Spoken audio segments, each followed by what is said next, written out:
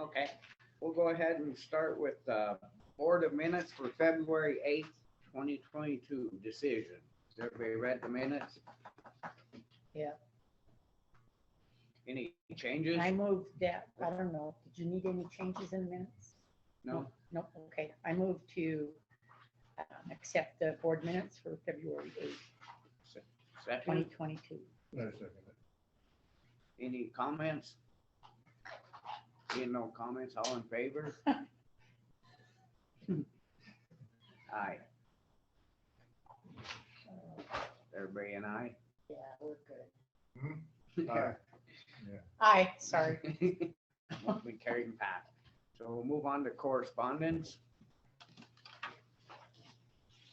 Okay, the second thing is the pack from Flint Creek Advisory Committee. It's the meeting minute. Okay, thank you, Billy.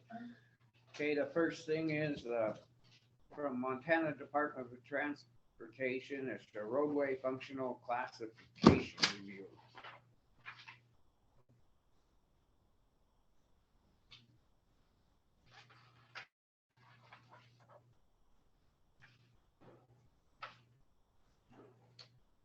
So like I read this and I think, is this the one where they gave us the, what is it called? The really big That map thing. last year. That, Gas tax? is that what this is?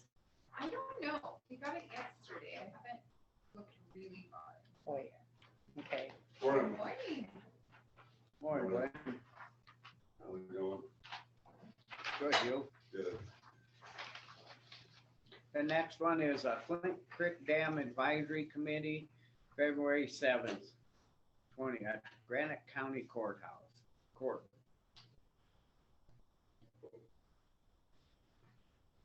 So now it's just the minutes. There you go, lunch. I did look at these online, so. Oh, I guess they're signed. Oops. Good morning. Morning. We'll go ahead right into the public comment on matters with commissioner's jurisdiction. Any public comment?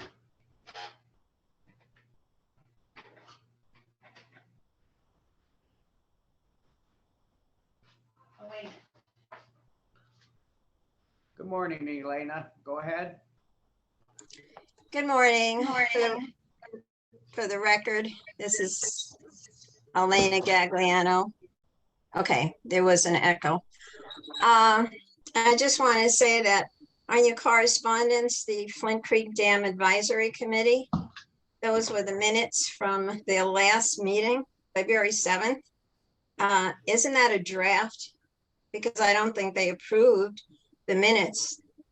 Am I correct? But it doesn't indicate that it's a draft.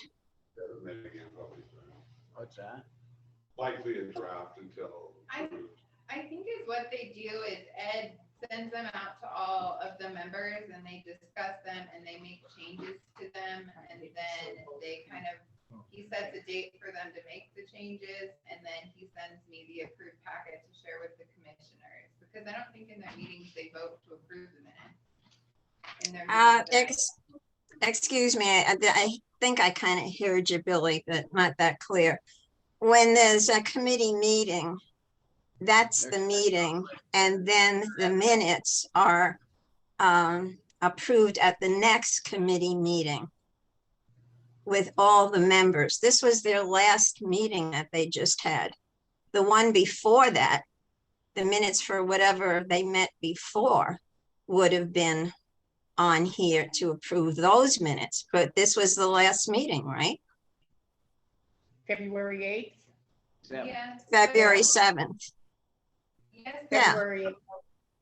Not Would February. that be an issue for? For there, yeah, they do a different process, Elena, and I'm not sure why they do a different process, but he ends up, they work together as a group on the minutes through an email process, and then he sends me their approved minutes. They don't actually vote to approve them when you go to their board meetings. But I there's don't still a know. committee of the county. There's still a committee, just like all the other committees that the county has. They're not a county committee. Oh, it's not. I didn't know that. I've been checking this and attending them when they did them live for years. Thank you. That's all. Yeah, they can do their own. Any other public comment?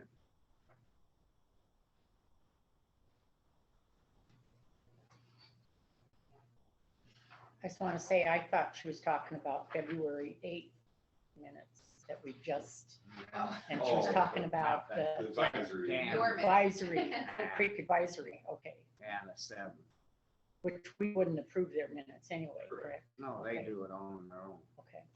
All right, just clarification They're here. good.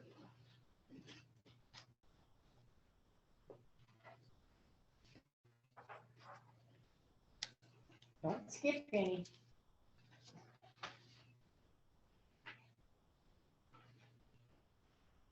You guys like doing this correspondence public comment first? Yeah, I or- think Yeah, it's probably good. I do. me too. I think it's, Thumbs up. It's not the end of the day. we'll stay on till 9:15 and move on.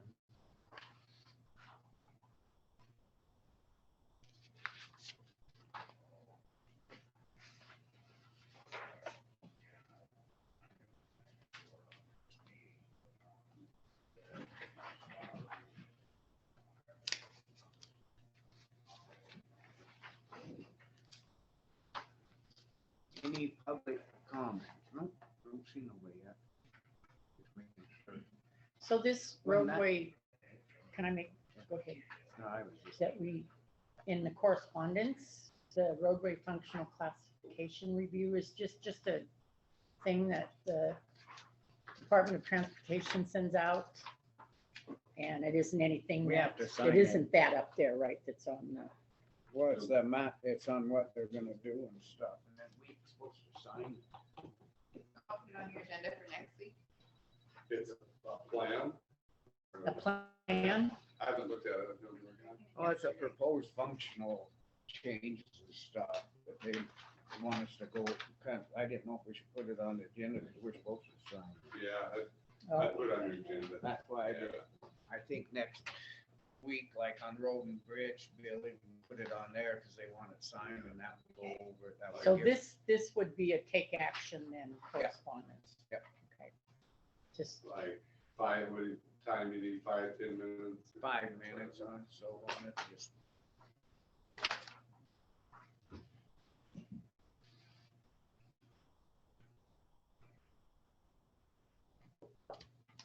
don't mind me, I'm just dumb this morning, I guess. You're looking, No right question, today. no question is a dumb question, All right? right. Yeah. My wife Kinda. would disagree with that, but I tell her all the time, there's no dumb question. So my granddaughter passed her driving test. Oh, congratulations. So she drove to school for the first time by herself today. A little slick this Yeah. morning. It was up here? Yeah. Yeah, Yeah. from, Knoxville up, it's terrible, down, it's Yeah. nothing. There's snow down there, it was rain. We don't. Last night coming away, I went to the conservation district meeting, for a little bit of it, and came home, it was raining all the way, it was rain. So where we at? Conservation district meeting, so the statute, I'm their attorney, they're not the conservation district is not a county entity, but the statute says I'm their attorney. Yeah. I never knew that. Oh, they just have to swear in one of the members. The new member for that money we gave them? No, a new member, a supervisor, board member, Kevin Candish. And then Dick Cohen's gonna be appointed by the town to be on. Did they ever make another job? Because we gave them that money. They said they were, I believe they were I thought I understood they were interviewed for it. I don't know, I would have to ask. 'cause I I would don't say, know. it seems like that we asked them to make sure and let us know what was going on. I mean, I petition misunderstood that. New secretary, Jody Cutler's now the Yeah. secretary. Yeah. Or administrative assistant. So the money that we gave them from the CARES grant was money that they needed to apply for the grant to get another person to hire. Yeah, to hire someone that was gonna be in Did charge they of ever get training. it? Like, well, I imagine they filled out the grant. I mean, that was what the money Yeah. was for. Maybe you Right. should do that as a Well, I guess that. agenda item, have them come to Cause I thought they was gonna let us kind of keep us updated. We asked, I know I asked them, make sure to keep us a dick updated. hole or something, dick hole or Yeah, someone yeah. come in. Jay Craig is the chair.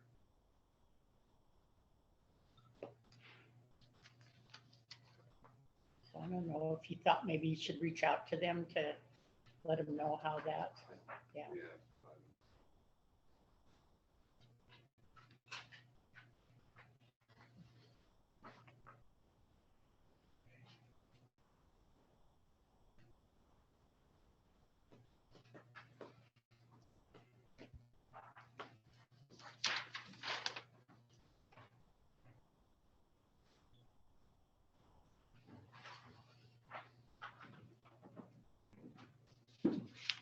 Morning. How you doing? Good, how are you? Good. Snow up this way, but nothing down the other way. Nothing, not It's even up, raining. not even up Alphabet or anything. Got slick without rain on top of Maybe the an ice. inch. Maybe an inch is all. Hard. Yeah, it was a real blizzard here, Here. real blizzard. Yeah, that's crazy. Go out of town and it's raining at 7:45 or something. Got a guy trying to get a hold of your record company.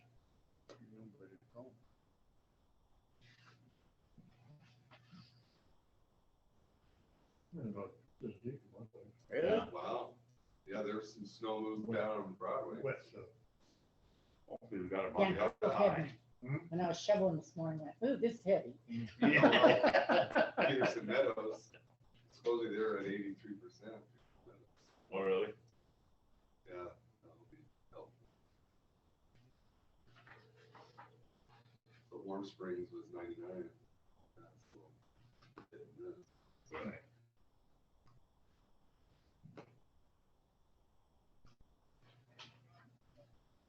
Yeah, nobody called. huh? Doug Wentz job door guys are all screwed up somewhere. Who is? Doug Wentz. Anyway. Looking for a record. I just gave him your phone number. Yeah, nobody called. Well, we'll go ahead on to 9:15 Road and Bridge Weekly Report. Supervisor Paul Alt's here today. Go ahead. We're just doing a little, very little plowing. Throwing some sand out and, just been mechanicing on stuff, getting everything ready. Worked on did quite a bit to the dump, backhoe yesterday. Spent the day on that, a couple of guys. And, that's just it, kind of just turning wrenches, fixing stuff. Just kind of a slow time. Chuck, you got anything going? We're good. That's a good thing. Anything new on that snow fence? No, no, and I haven't heard back from the other people yet, so. And we're, yeah, it's kind of a wait and see deal. What's that 46 Clarity? Is It's it a that- special oil? It is for that backhoe. Okay. Yeah, Got it. I should say solid waste. No, Paul and I went to that meeting with Great West. I didn't come out with much. I was just talking to Billy about it. I think we ought to try to just put in for those grants ourselves. I mean, if they only got a reason, well, yeah, make a list and give it to us and we'll tell you, but you can't plan on nothing. And, you know, there's some grants, the raise grants or whatever they are that are open now. You know, maybe we could figure out how to put in for them. If we could come I up with, you know, like that gravel pot, or the gravel pit. Yeah, I mean, but I kind of got the same deal as you did. There was not much said. You know. Okay, so kind of enlighten me a little bit, what are you talking about? Great West with the grants, and we're talking about. Okay, and you have to send them with where? their infrastructure bill. Yeah, And, we're not getting a response. well, yeah, we're getting a response, but it's like, well, you can do this, and make us a list and we'll think about it basically. That's what I got out of it. Yeah. And so I don't know, if, you know, like that raised grant and, you know, if we could do like, I think that pit is pretty important actually. You know, if it comes down that we don't have much money in the future, in the next 3, 4, 5 years, whatever. Right. If we had a pile of gravel sitting there that we could fix up the road with, you know, we don't have to go buy it. You know what I'm saying?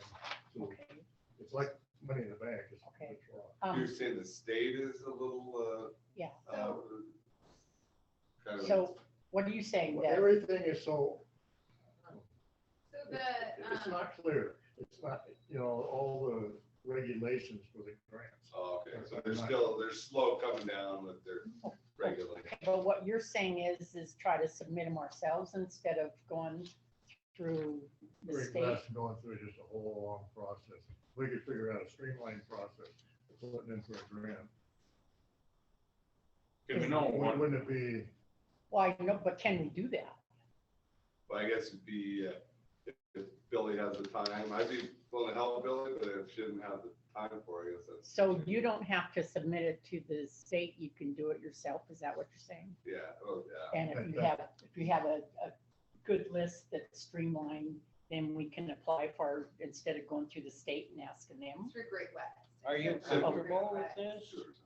I mean, I think I haven't done a ton of grant writing in my past, so I would want to partner with somebody.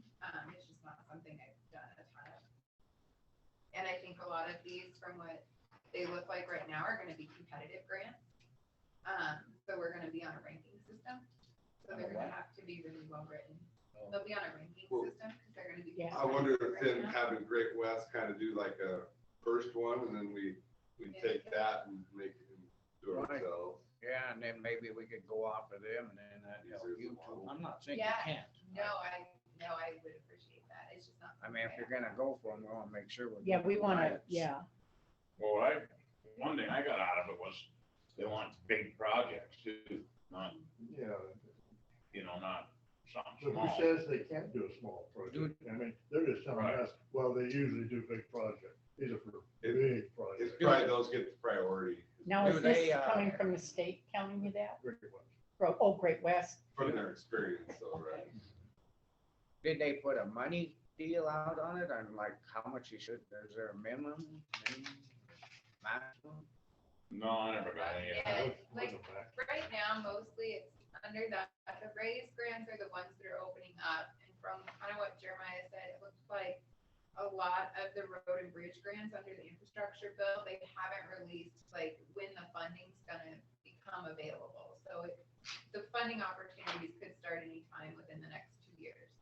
And he was saying he's hoping to see a lot of that come under the Department of Transportation more and out of the competitive grant cycle, so the funds can be more accessible for rural communities. So you're thinking guys should go ahead with Great West and let them kind of keep going on this until we can have it, so it's. Yeah, I mean, the thought I had is if they could help with like one of them, and then we get some like Like a plan. yeah, well, they'd have like template that we could use in the future. Yeah. Yeah, whatever, it's just a thought I had, you know, No, and it that's all just right. seemed like it's just What about all bid? open, up in the air, you know, and, you know, well, we might be able to put in for it in 2 years, maybe, and then you might not get it at all, so what can we plan on? We can't plan on anything, Right. you know? That's the issue with the Fed. It's not, that go right back to the federal government. They should be already be having that out instead of it being years down the line. Well, we're talking about, just for example, let's go to the gravel pit for a minute. So we put out X amount of money, just say, whatever, to crush 20,000 yards of gravel. Well, we're doing that. Also incorporate that money into making chips for our chip sealing projects. Yeah. Then we'd have them out of that same pit, out of that same grant money, and include the chip sealing of 15 miles of road or whatever you're gonna do. And so one grant would cover all that, if that's possible. I don't know if that's possible. But Does it especially where some of them roads are going to the wilderness stuff, was that a? Well, kind Chuck of brought that up, Oh, and, We say, well, you know, when you brought that up where these roads lead to the wilderness area and stuff like that, and it didn't really seem to make any difference. Oh. I didn't think it did anyway. Did you? Okay, and who were well, you no, I talking think it to? did. We met with that, with Great West. With Great West. Yeah, Eric, Yeah, Josh, they're, Josh, Eric. Craig Erickson, their grants administrator, and Jeremiah Faye, or who we met with. Okay, and they suggested that it had to be a bigger project for us to even apply for it? The raised grants, yeah, the ones that are open now. All the ones They that said are they're open u- now? They're Okay. usually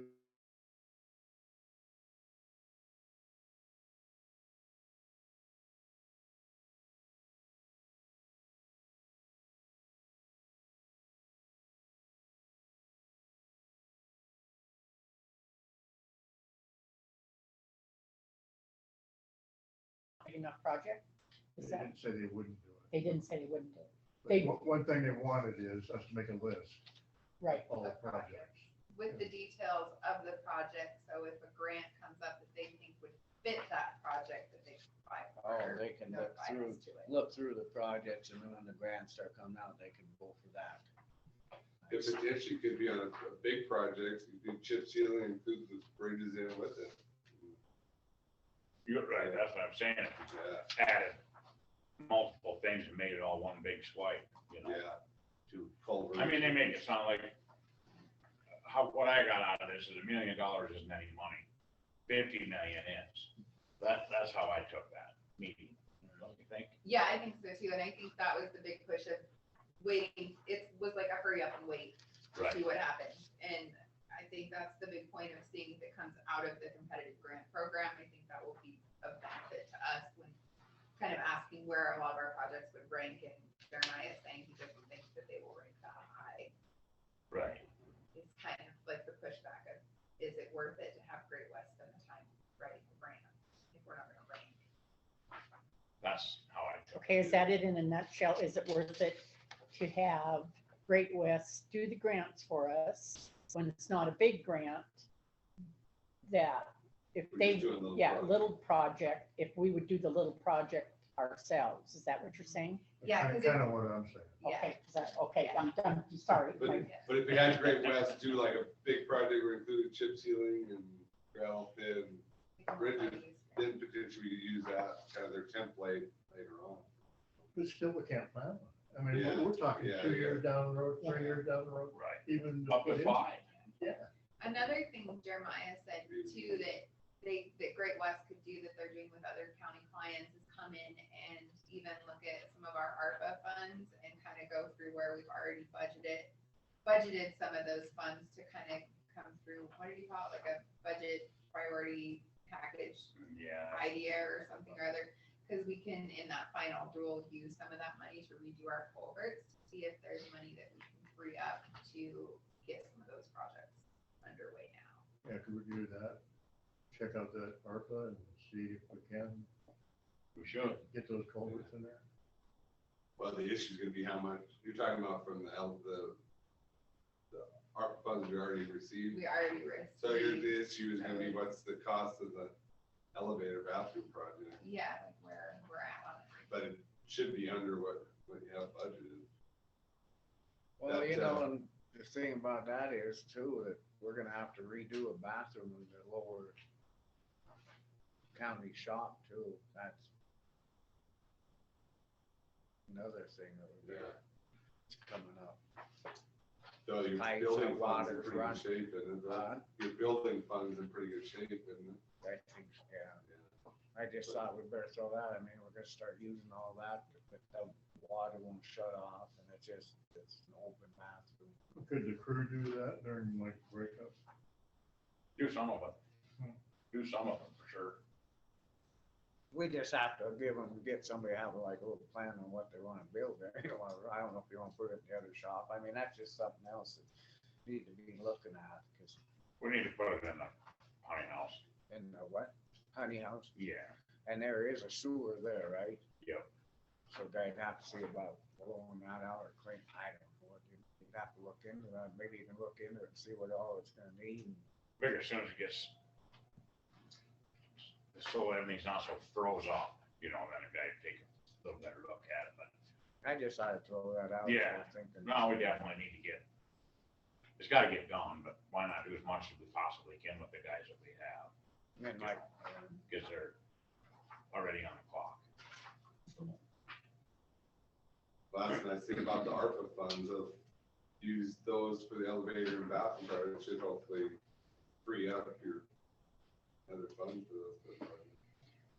One other thing on that, our culvert deal is, it sounds like we can use money as long as we're, not changing like for like, we're going bigger. Yeah, I understood that, yeah. Yeah, if we're doing that, every pipe we're changing is It's bigger, bigger, so. yeah. That shit's expensive, you know, it just is, culverts. Can you find them even? Are they hard to find? You can get them, but, you know, you gotta, most all of them you gotta order, anything squash pipe you gotta order. Well, I think, just for now, when the snow leaves, maybe we should go up there and make a map and put the culvert down so we know about how many, how big, Yeah. and approximately location. We'd have to go on that for the culvert. Right, right, and just put it in. That's the only chance, because even where we need to put some in where there isn't a pipe, that's still putting a bigger pipe in that was there, so that should all fall under the same thing. Yeah. According to what they said anyway. Will we accomplish anything? Not really.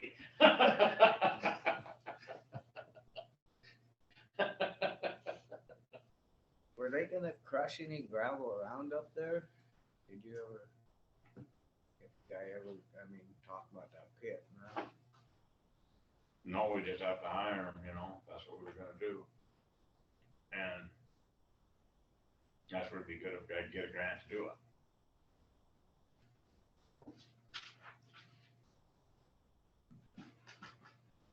So I guess we can't plan on anything this year, big project. Doesn't sound like it. Is there any public comments on road supervisor? Oh,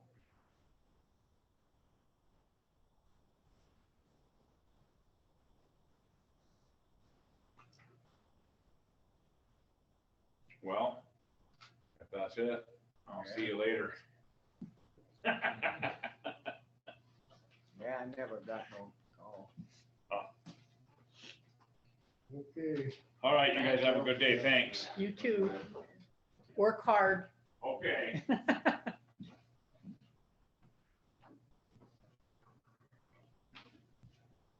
We got So- 5 more minutes. We have plenty of time for that grant stuff then. Yeah, I mean, it hasn't even come out with funding notices on most of it. Why The did, federal government's slow. Okay. So we're going down the road properly then. Well, you know, it's really complicated, but I don't think we're gonna, how long did you say those raised grants would be available? Oh, I don't have my book up here. I mean, but they are open now. Yeah, they're available the first quarter of 2022 is when they open. I don't remember how long they're available for. I would have to. And that's infrastructure bill? Yeah, it falls under it. It's ones that have been around for a long time. He went through a plethora of different things they've been called throughout the years. But he said there may be some opportunities for smaller projects under this raise grant. And he was gonna look into So it. raise, is that what it's called? A Mhm. raise grant, like RAZE? RAISE. Raise, like in getting a raise. Because he said that there was different things mentioned in the new language that he hadn't seen previously, but traditionally they were used for like huge projects. So it's traditionally for a huge project. Yeah, like he was saying, like freeway interchanges, like big. Well, maybe they'll get the, The one Yeah. here, I know. but I can see chip sealing and gravel and bridges with it, it could be Yeah. a amount quite a bit. Well, yeah, Culverts, yeah, especially like we have them together, Yeah. but, I just Come on want up, to get something Brandon. going, you know, because like that gravel, pit, Yeah. like I say, that's money in the bank sitting there for future use.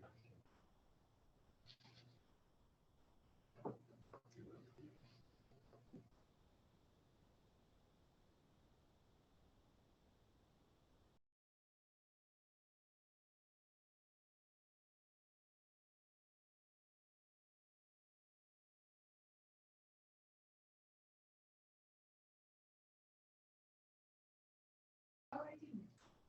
I think that probably would be good for him to Yeah, have. I can start. Perfect. There's an advisory committee that meets and discuss the van outflows. So, and I don't know, Becky, sorry, Billy and I thought that might be something that if you were available To go to, yeah. to go to. I'll send you the notices. They do it quarterly. Okay. So I think they're talking about doing the next one in May, Yeah, in May, yeah, early May, they said. early May, yeah. Not a per se county, under the county umbrella, but it's, they, and then have a meeting and just have the commission. give them the 2 cents. Okay, so we'll move on to 9:35. The dam tenders report. Brandon Parrott's here. Georgetown Lake outflow.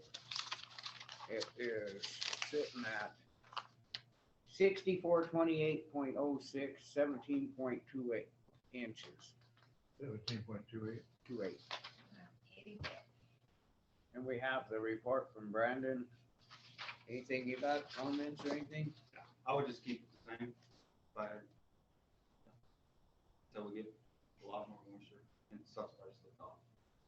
It's frozen, so.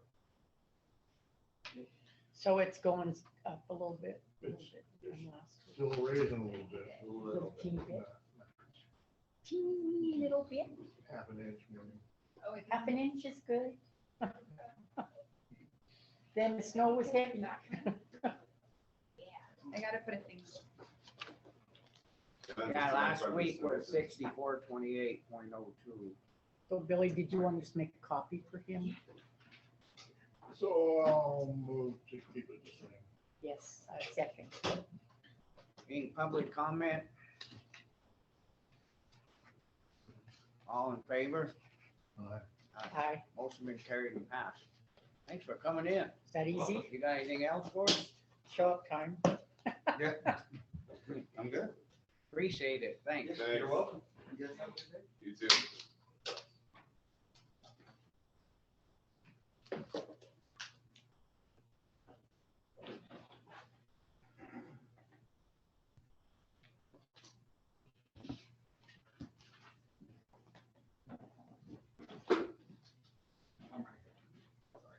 There you go.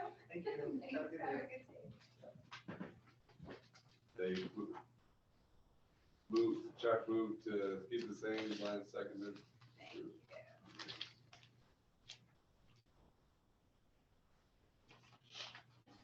Want to start the claims down here and go that way? And then you hand it to me and then I Or hand it. that's Oh, okay. But he, We got one here we want to talk about. I didn't know nothing about it. I was kind of curious.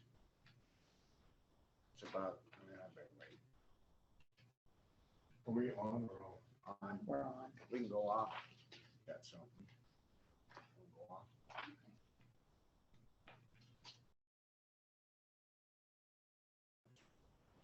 County claims, review and decision.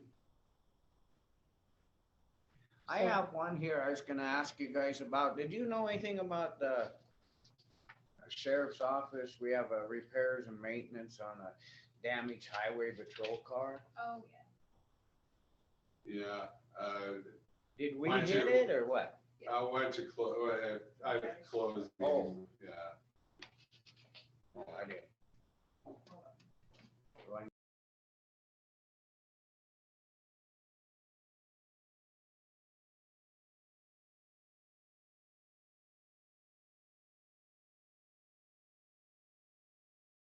And then you're looking at them? We're back on now. We're doing claims.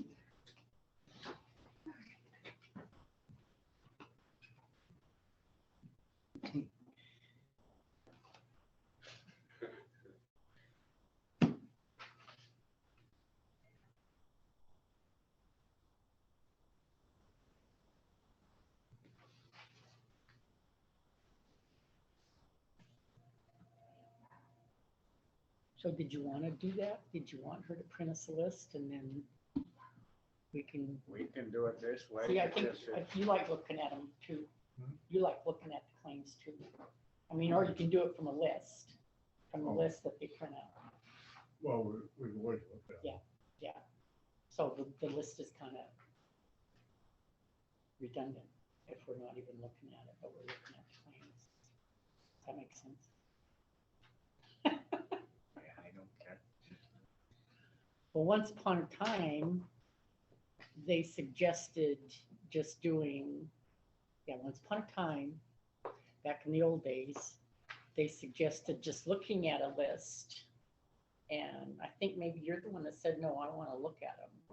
Mhm. And so then they were making a list for the other two. That's what I thought Yeah. you had. Yeah, and so, but they were all still looking at them. So I think I think they decided the list was maybe redundant. I guess. I seriously thought they were lame. I thought you had, because Whatever you, yeah. whatever Yeah. you like. Yeah, being as we look at them, it's, I guess I Redundant. didn't get much off the list. I like, Yeah. because then you left me. yeah, and you don't get much off the list unless you understand what fund it's coming out of, but you can get it off Or you the had a claim yeah. because you can see it. Mhm. Yeah, that's fine. And then you're actually looking at the invoices. See where- Maybe they thought that. Because I haven't seen a list for a while. No, I just, yeah, I guess I didn't pay no attention.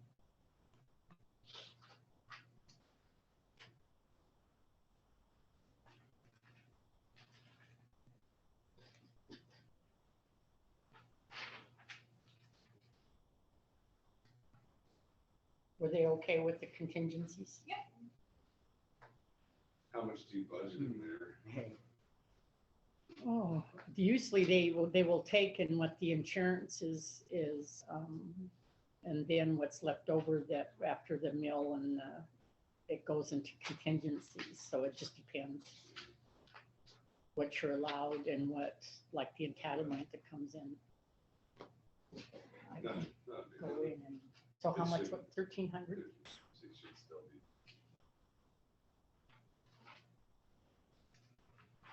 Oh, keep forgetting. Does it have a mouse on it too? Okay, these are all signed by you. So these you already looked at all of these. I just checked the last one, this has your signature on it. And I looked at that first pile too. Let's see.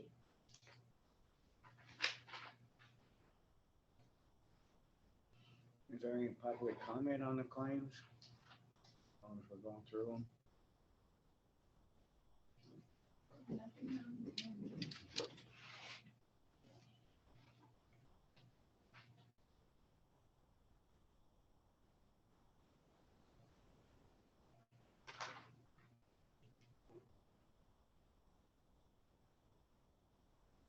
How's your boy?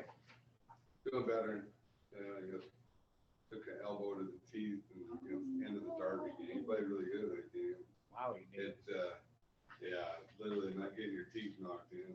The big tooth was, been in. The one next to it was like knocked up in his jaw. It was like What happened? exploding. Just got a hard elbow. The game was, they were 15 points ahead, 3 minutes left, and the star for Derby didn't realize the game was over and still going in hard, trying to initiate contact. Hmm. They called it foul on Cooper. The only contact really was his elbow with his face. But it went in, our dentist is Jason Olson, Missoula, and we know Grant Wiswell is an oral surgeon, so they both came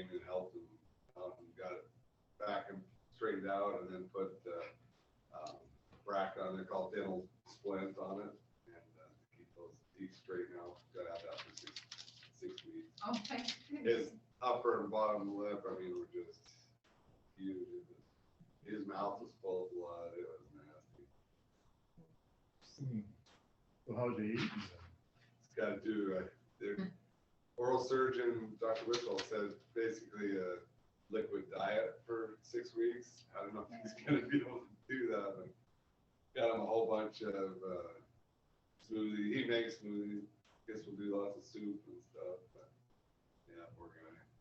And we had all this food out there for the Super Bowl. We made hot wings and you could have a look at it. But I think he's gonna be able to play this week. And they won the conference regular season. And so play the winner of Valley Christian Victor on Friday. We got bye. Yeah, basketball is a rough sport. Yeah, it is.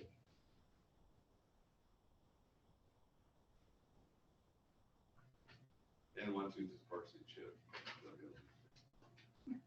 That's rough.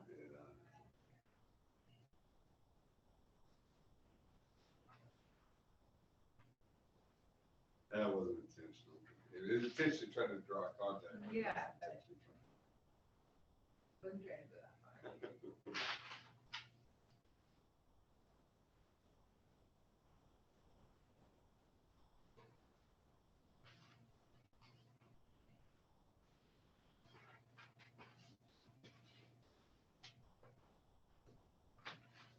I get braces on March 10th. Top and bottom, Yep, I'm doing Invisalign now.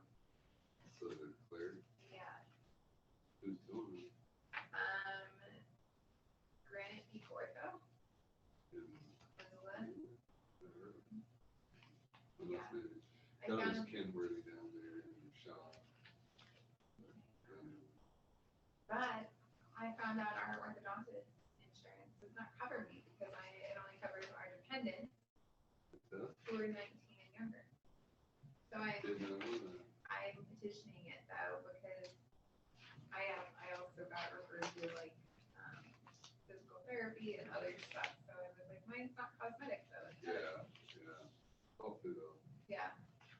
The dental lady was like, these always get denied. And I was like, well, I'm gonna try anyway.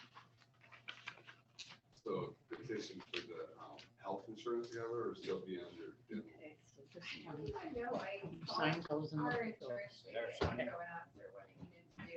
And she told me I have to send a re-estimate of treatment or something. And it's like the whole x-rays and the whole treatment plan and why and send that into the insurance company. And They didn't let you do a payment plan? yeah. And I have the HSA, so I have money in to cover it, but I'm still like, Yeah. See what you get. insurance pay for that. Keith are tough.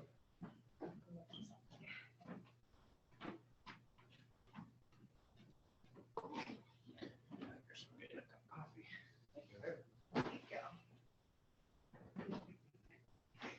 No, that's weird. No.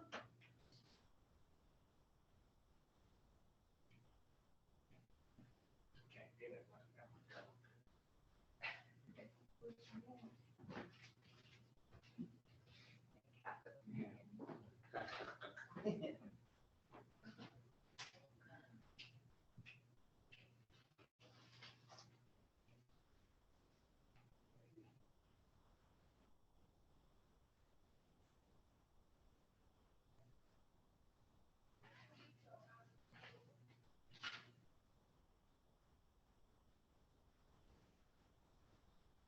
You haven't received anything from your guy.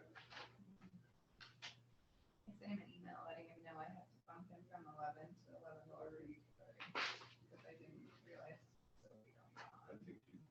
weeks ago when I made that appointment.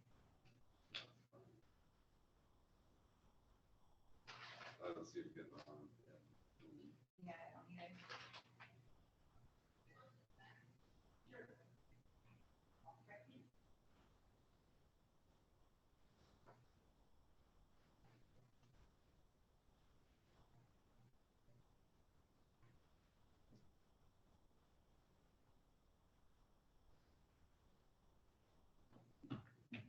was 22.5 budgeted in contingencies and crap. That's good enough.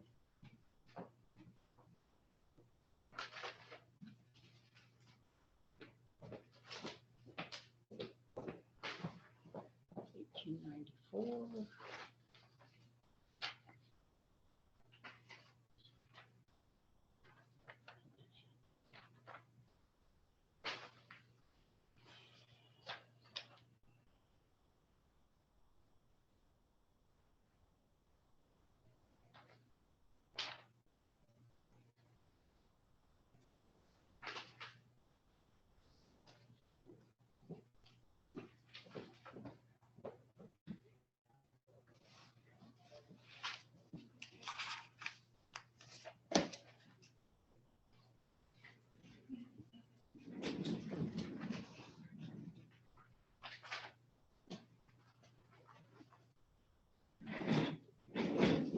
So there was 22.5 in contingencies. Oh. So, and this is kind of the same situation that, like Tough Country, when our deductible is taken out of insurance, and then what's left over, we pay out of contingencies. I'm glad you budgeted that much in there. You never-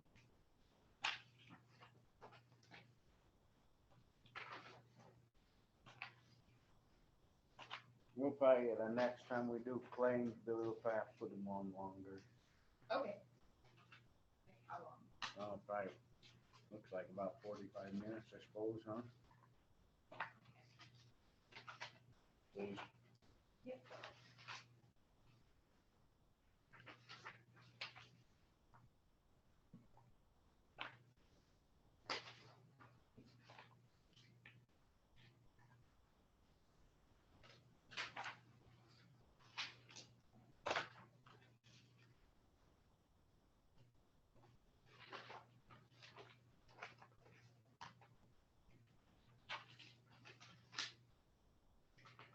So is that place in Drummond going to be a butcher shop then, or?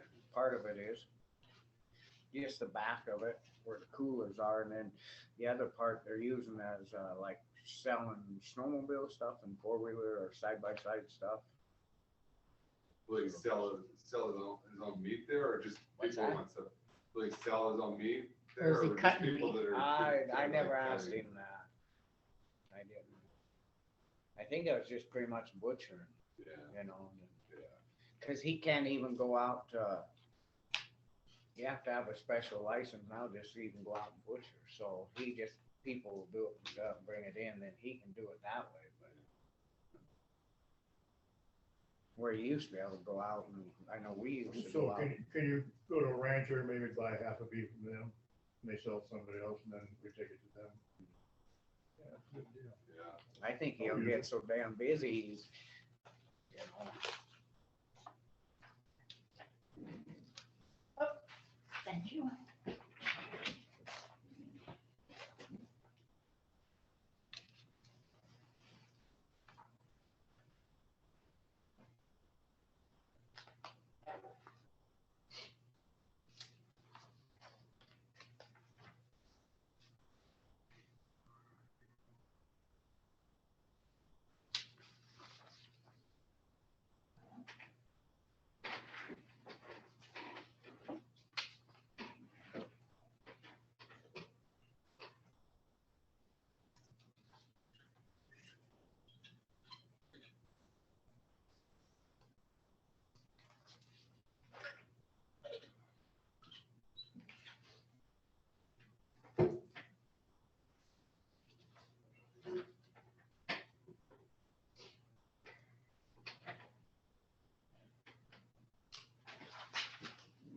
Have we heard much on the TV one? Hmm? Anybody complaining about the TV at all? What TV? Free TV, CBS isn't coming in. TBS? CBS CBS. and PBS up here, but it's fine down the valley. They Something maybe balance with the big wind blew it off of. it. Give a little adjustment. I just,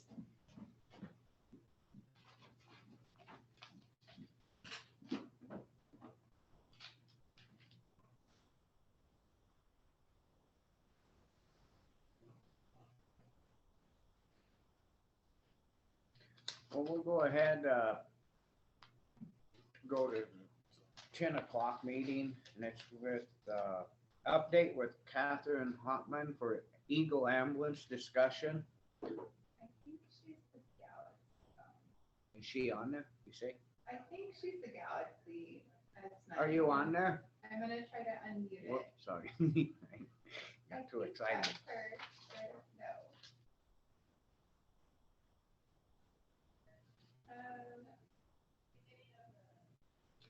Yes.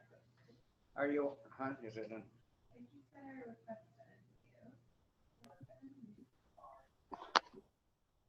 Are you there? Hello? Hi, is this Yay. Catherine? It is. Okay.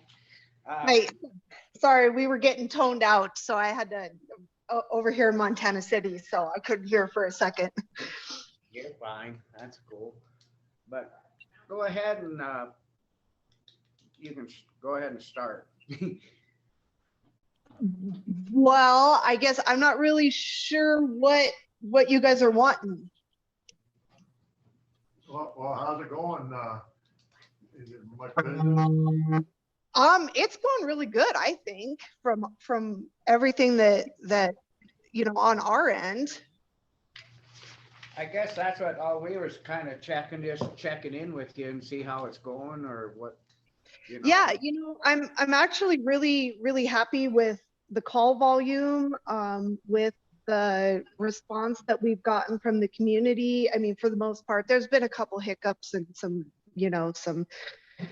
little, I don't know, just few people that are not happy, but you're not going to make everybody happy all the time. But, for the most part, I think that this is something that we can continue. Catherine from Eagle, she called in. Oh, okay. It's 10 o'clock, it's after 10. Oh, I did not know that. Sorry, That was, I was out of the office. This is Pam. anyway, yeah, you're not gonna make everybody happy, that's just Oh, the way no. it is. I've heard nothing, I've had one complaint, and that was a long time ago, well, two, but other than that, I've had a lot of people calling, thanking me, thanking the county, and just, Yeah, it's a good deal. Yeah. Oh, I agree. And like I said, I really do think that, our call volume is definitely more than we had anticipated in the very beginning. And I do think that this is something that we're going to be able to continue in the future. Is there anything we can do to help more or? excuse me. I don't know at this point. I don't know if we've I don't know yet. I guess that would all depend on if you guys are, if you're gonna keep the volunteers or if you're gonna start the discussion about disbanding that, or I don't know. Depends on what you're doing. They're coming in, they're talking to us this afternoon at 1:30 or whatever, if you want to listen in, or 1:20, sorry. If you want to listen in, I did talk to the chairperson, Frank, and he was asking more about the budget and then some other stuff, but I know that a lot of it's got to get up to date. Yeah. Well, I know that,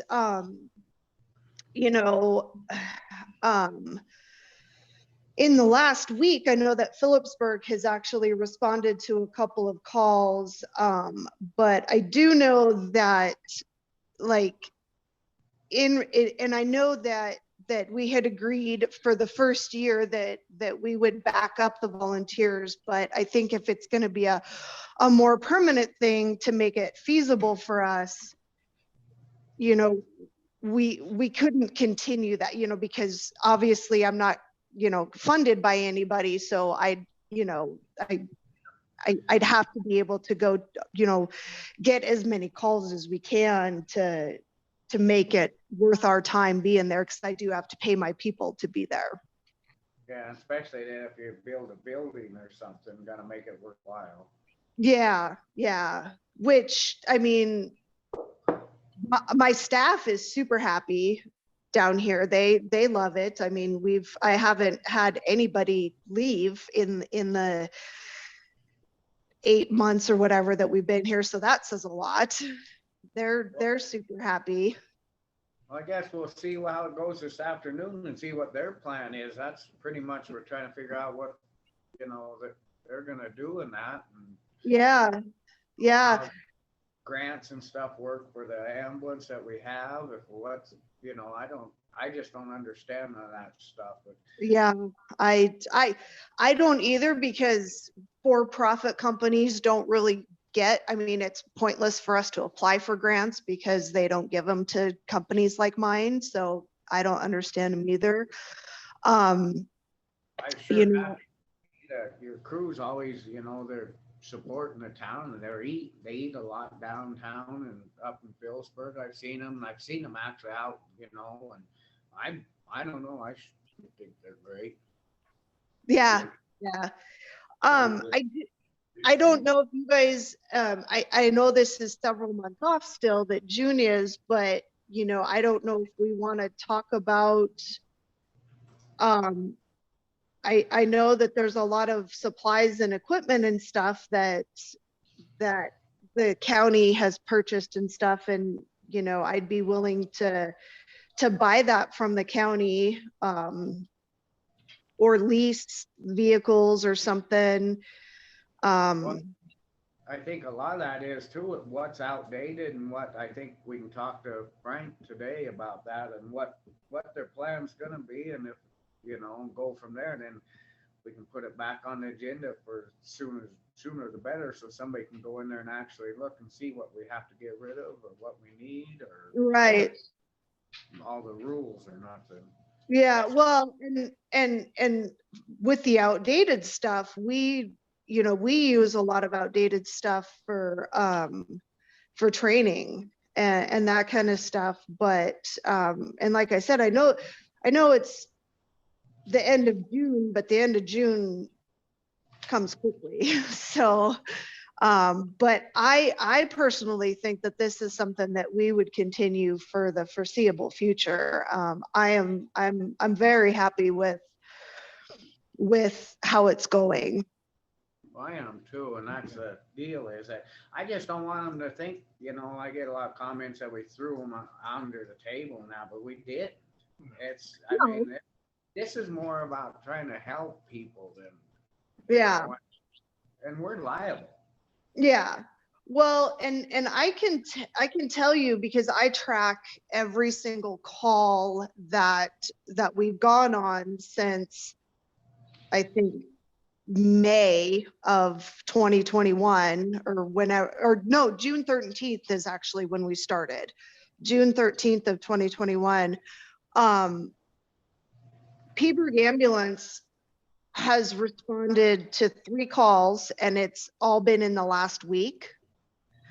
And Drummond Ambulance has responded to like 2 or 3. So and I'm not trying to talk badly about them. It's just the numbers aren't there. We've responded to every single call. So no, and we're not bashing them or nothing. We just need to know what, it's a business, it's nothing personal. Well, we're gonna have to make a decision here pretty soon, because I'm all for keeping Eagle here. Well, naturally, Eagle's here as a private enterprise, and this depends on the public, whether or not they still want to fund the volunteer ambulances. We have to look at it in a situation that if they're not making runs, and Sharon, you're saying that you've tracked every run that's been called for the last 8 months? correct. And only 3 have been picked up from Drummond, or no, from Peaburg? So yes, 3 Peaburg responded to 3. One was a no transport because it was a CPR in progress, and she was pronounced deceased. And then they ended up transporting 2 in the last week. Okay, well, I guess on that note, we'll see what they have to say this afternoon, and then we'll get a hold of you, and we'll put you back on the agenda and let you know, or you can listen in if you have any comments or whatever. And I would love to, but I'm going to be at a wrestling tournament at that time and I will not be able to hear you. that's fine, but we'll talk to Frank and go from there and see what we need to do or what they Okay. want. Okay. Yeah. And I mean, I'm all for, like I said, I'm all for sticking around. I appreciate that. I've worked with a couple of your times out on the highway. yeah. And they're awesome. They're professional and yeah, not saying that nobody else isn't, but I mean, I just wanted to pass that on to you that Appreciate that. Yeah. I just wish we had a few more people because it's to the point where, we could almost at times, believe it or not, use 3 full crews instead of 2. So, because we are getting called quite a bit from like Anaconda, Deer Lodge, those smaller communities to do transports. And then, like last night there was a call in Phillipsburg and then there was a wreck on the interstate and which was fine. We were able to handle both of those. But like I said, it's almost to the point where we could use 3 full crews. It's that busy. So. Well, we'll try to get hold of Patrick today too, or we can send him a letter again and let's just see what these guys want to do or where there's, because they're budgeted, but we need to make a move on this because it's coming up to a year and that's what we said. Right. Yeah. Yeah. So yeah, just meet with them and then let me know and hopefully I'll be able to get there in person next time. Okay. Just for my info, do those ambulance, are they all-wheel drive or just 2? We have 1 4-wheel drive in Drum and the other's 2-wheel drive. So ours are all-wheel drive. I actually only have 1 4-wheel drive in my entire fleet. It would be beneficial to have a second 4-wheel drive. But I just, like I said, I only have 1 and it's over here in Montana City. Well, we'll find out what they're doing and it might come out to being leasing them to you or something if we're not gonna use them or whatever, but I don't wanna make no calls or nothing until we talk to Frank. Yeah. Yeah. Okay. Sounds good. Is there any other public comment on this? Elena, go ahead. Just on the ambulance. Thank you. Elena Gagliano for the record. Catherine, if I can just get a point of clarification from you. You charge from the point of pickup to the closest healthcare facilities? That's not up to, I mean, that'd be a question for her. That's how I'm asking. Hey, you don't have to yell at me. Well, Scott, you keep interrupting. I said, Catherine, point of clarification. Jeez. That's Catherine, are you still there? I am. Thank you. Did you get my question? I did. So yes, we charge we only charge loaded miles and it's to the hospital that we transport the patient to, yes. Okay. And so I would assume that you do transfer to Granite County medical facilities. At times, yes. If that is the either appropriate choice or the patient's choice. And if by appropriate, you mean the closest maybe? The closest, yeah. But it not every situation is the same. Sorry, Okay. Catherine. Okay, thank you, Catherine. We gotta move on anyway. You're welcome. Thanks for everything, Catherine, and we'll get a hold of you. Okay, sounds good. Yep, bye.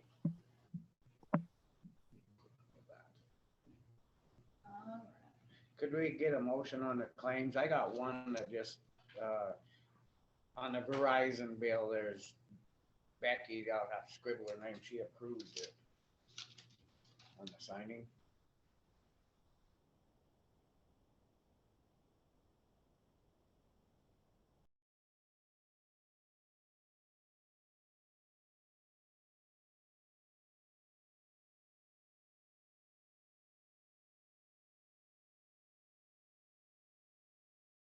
move on to the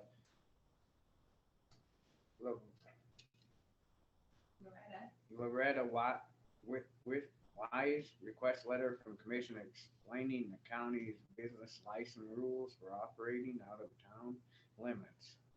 All right, I'm gonna. Is she on there? She's on Zoom, so I'll put her back in mute her. Good, I see you, Mom.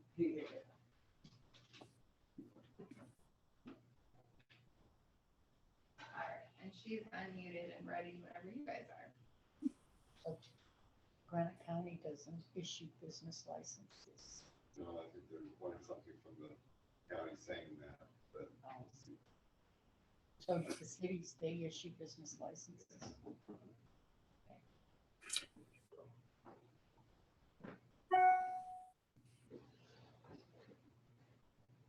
Is she on? Yep, she's on. And Okay, I'm go here. ahead. Yes, I'm very much aware that Granite County doesn't issue business license, but the state is requiring us to have county or city approval. Okay, and we've had our grow there for 11 years now.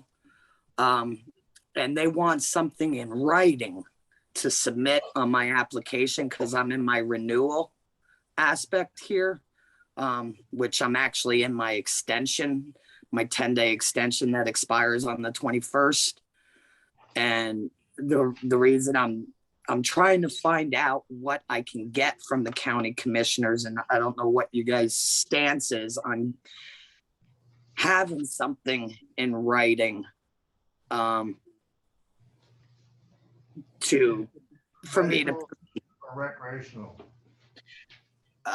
I'm medical and recreational. It's my grow that is out there, my grow and my extraction, my kitchen,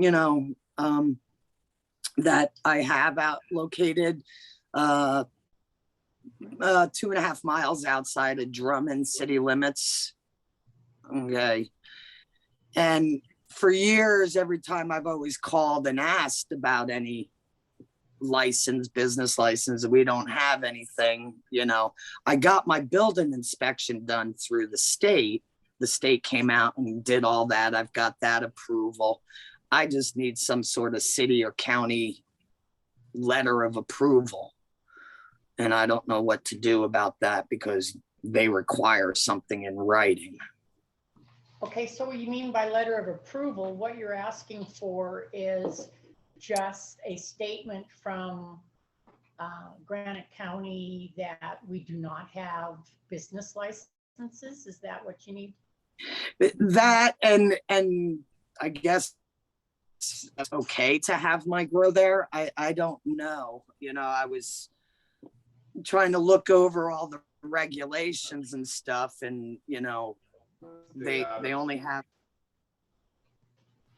Blaine's got a comment. I think the commission should stay on approval on it. I mean, that's for the state. You'd say if she's needing a letter saying you don't have any business licenses, I think that's, you could do that. That's just something that you don't require business license, and I know you guys are having some sort of special election in June. That's Is that that isn't grow. okay? That's what I. Adult use dispensary. What's that? Adult use dispensaries, Yeah. That's all. Yeah, that's just dispensaries. That isn't your grow. Okay. All right. Yeah. So I don't know if there's anything I can do. I've got to get something to the state so my inspector can come out and get everything processed. And I don't know if you've already got something pre-done. Who's got it? There's a lot. So I reached out to Mako with her question after I talked to you on the phone, Loretta. And I asked Mackenzie McCarthy because House Bill 701 is so confusing. And she said basically is what you're asking us for is a letter saying that you're authorized to do business in Granite County as long as you're in compliance with MCA 1612-301. And we haven't set any regulations under 1612-301. It's basically what I got from Mackenzie McCarthy. So Blaine and I worked on drafting a very vague letter. So this is a special case due to the We don't have any regulations recent law right that now. passed. Yeah, because she was already licensed before that. Yeah, I've been there for 11 years now. I don't know why And the state's requiring that. So maybe because there's is recreational involved now as well as medical, and you were fine with the medical, and now you can, however you distribute your product, it can be a recreational too, correct? Is that right? yes, correct. And my dispensary's in Missoula here. You know. This one seems to me that we're saying she's already in the business and she just needs to know that Granite County doesn't issue business licenses. Yeah, she can do business here. It's a Yeah, she state can do approved. business here the same as she did before. Yeah, but I think see no that's reason why we acceptable. can't sign and send this letter. You want to make a motion on it? I make a then? motion that we sign this business letter for Sharon. Is that Loretta. Loretta. Yeah, I'm Big Sky Herbals and Edibles. Business in Granite County. Is this sold all over the state? I mean, Probably. I think, are you Every county. in Granite County? The requirements for city and county approval, yeah, it's everywhere. Every grower. I'm going through the opposite here in Missoula for my building inspection because my building is in-home and they don't do building inspections for in-home businesses. You know, so it's like, your yeah. question though, can her marijuana be distributed statewide? Is that your question? yeah. am I gonna distribute statewide? Is that what No, you're asking? Could your marijuana be? Could your, It could. I'm a very small business right now, you know. It would be nice to be able to sell product to other shops. You know, I have pretty good edibles. So, but right now, I just between my own company. her I don't- dispensary in Missoula. She's growing it in Granite, but her dispensary's in Missoula, right? Correct. I make a motion. Did you want to look at this? I'll second it. Okay. Any public comment? Sorry. Being none, all in favor? Aye.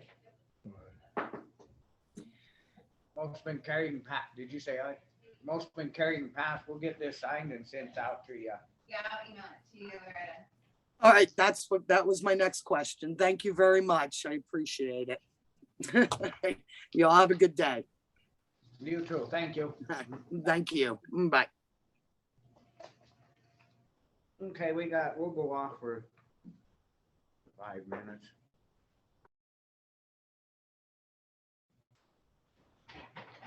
Was there any more comments on that?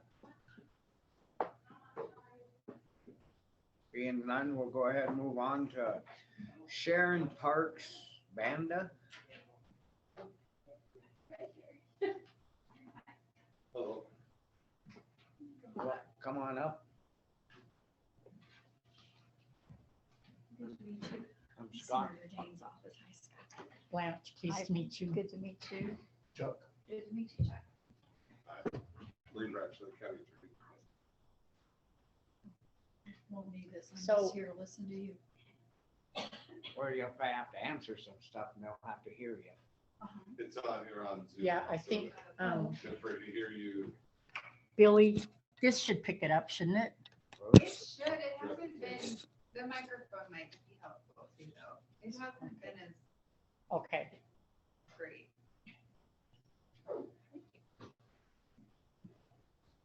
Thank you. So just wanted to come here today and meet you. I'm Senator James Newfield. Make sure you had a face to go with the name. If you need anything, have anything you want to relay to the senator, give me a call or let me know now. I understand you all have some concerns about the HR 1755. Right. We're real concerned about HR Is that 1755. the, in, Yeah. wilderness? The wilderness one, yeah. We don't like it. We don't want no more wilderness. Is that right? We gotta stop that. Uh-huh. That's So what terrible. do you know about, it's hard to get a map, we haven't seen a map, and I know another person that tried to get a map through, DC for the Forest Service, and they wouldn't do it. Okay, I can get with our person that works up there in DC, our legislative affairs, Holly Hinojosa, and ask her to get a map from the Forest Service for Granite County Mhm. to see where you all fall. I did want to let you know that I spoke to the front office because other county commissioners are also concerned. And this bill has been put forward in the House almost every year for the last, I don't know how many years, many years. This is the first time it's gone to committee, but it is still in the House. We will continue to fight against it as is. However, it's important that you as county commissioners unite on signing any letters to Forest Service, to congressional members. And if you are opposed to it, you need to just be very vocal with your senators, especially with Senator Tester. We don't know where he stands on it, but we will continue to fight it. So it's in committee, and what does that mean? So it's never been to committee before? Right. It's never And gotten far could enough it to die get- in committee? It could die. in And that's what we committee. want, right? That would be. If it doesn't, then we'll have to have hearings, won't they, all over the place? I mean, this is a big thing, 23 million acres. Yeah. And, and a lot of that, it's, I heard it was gonna keep the roads open. It would take in roads, existing roads, but you just couldn't use them. I mean, so then, and a lot of it is where the fires are burned. So what you're gonna get is all of the trees going into the roads, and you'll never be able to use them. I mean, for anything. Yeah, I mean, it's crazy. So is this what you know and you see? Did we need to address this and say, look at this, you can't call this wilderness? Yeah, Yeah, So so we yeah. should write a letter. I think that's another agenda item, but we should write a letter to everybody, I guess, and to this committee. Yeah. And see it. Yeah. What they feel. I believe Mako had sent a letter, but if you as county commissioners want to, please be sure that you send it to Senator Daines, Senator Tester, and Congressman Rosendale. Don't just pick one, let them all know how you feel and why you feel that way. What's the best way, like an internet portal or just a hard copy of it? What's usually the best one? You can do the letter and either send it to me at that address in Missoula, and I'll make sure it gets directly up to Washington, or you can send it to his address that's on his website at the Hart Building. The issue sometimes with sending it to the Hart Building is since whenever it was 2000 when they had the anthrax problem, it takes a while to get to his office. So if you just send it to me in Missoula, I can just scan it and send it directly up to him. That'd be the best way, then we make sure we get it there. so how would we do Rosendale and Tester, same way with their Rosendale and Tester. liaison? I would give them a call and find out the easiest way to get it to them. Rosendale has an office in Helena, and Marissa is their state director. She's usually there answering the phone. So you can call that office and find out the best way. And then Tester's office, I'm not sure who's We where, have a but card of that one. lady. So we'd just send it to Tester's liaison. and you can send it up to DC. It'll just take a little longer to get up.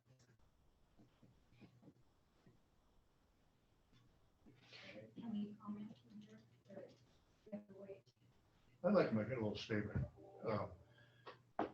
Several years ago, I was in UK and somewhere around Stonehenge, there was a fence, a rail fence. And I've worked with the rails here many years in northern Idaho and northeastern Washington, and they have a unique look. And I looked at this fence, and that's gotta come from one of the Rockies. And you know, those lodge poles, you know, they grow up from fires and they grow and they go into posts and poles. And we had a great post and pole industry here, years ago. You know, kids could come in, buy a truck and a saw, and go out and cut posts and poles.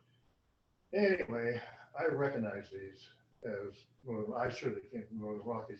I've been on that latitude around part of the earth anyway, and this is the only place that they look like that, you know, that I've seen.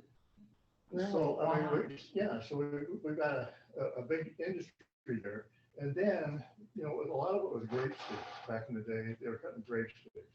And they had to cut them all the time because they couldn't use preservatives on them. So, you know, they deteriorate after a while because they're only like that big around. Anyway, so it was an ongoing industry. And, you know, so, and all fruit crops. And you see these trees and, you know, they grow orchards, you know, and they're just, you know, heavy with fruit, and they got these fruit crops. The same thing with the grape sticks. They're burning up all these acres. And in 20 to 30 years, from like 20 years ago, there's places that are going to start producing these straight, because the live poles, they grow in thick, that's why they grow straight and tall.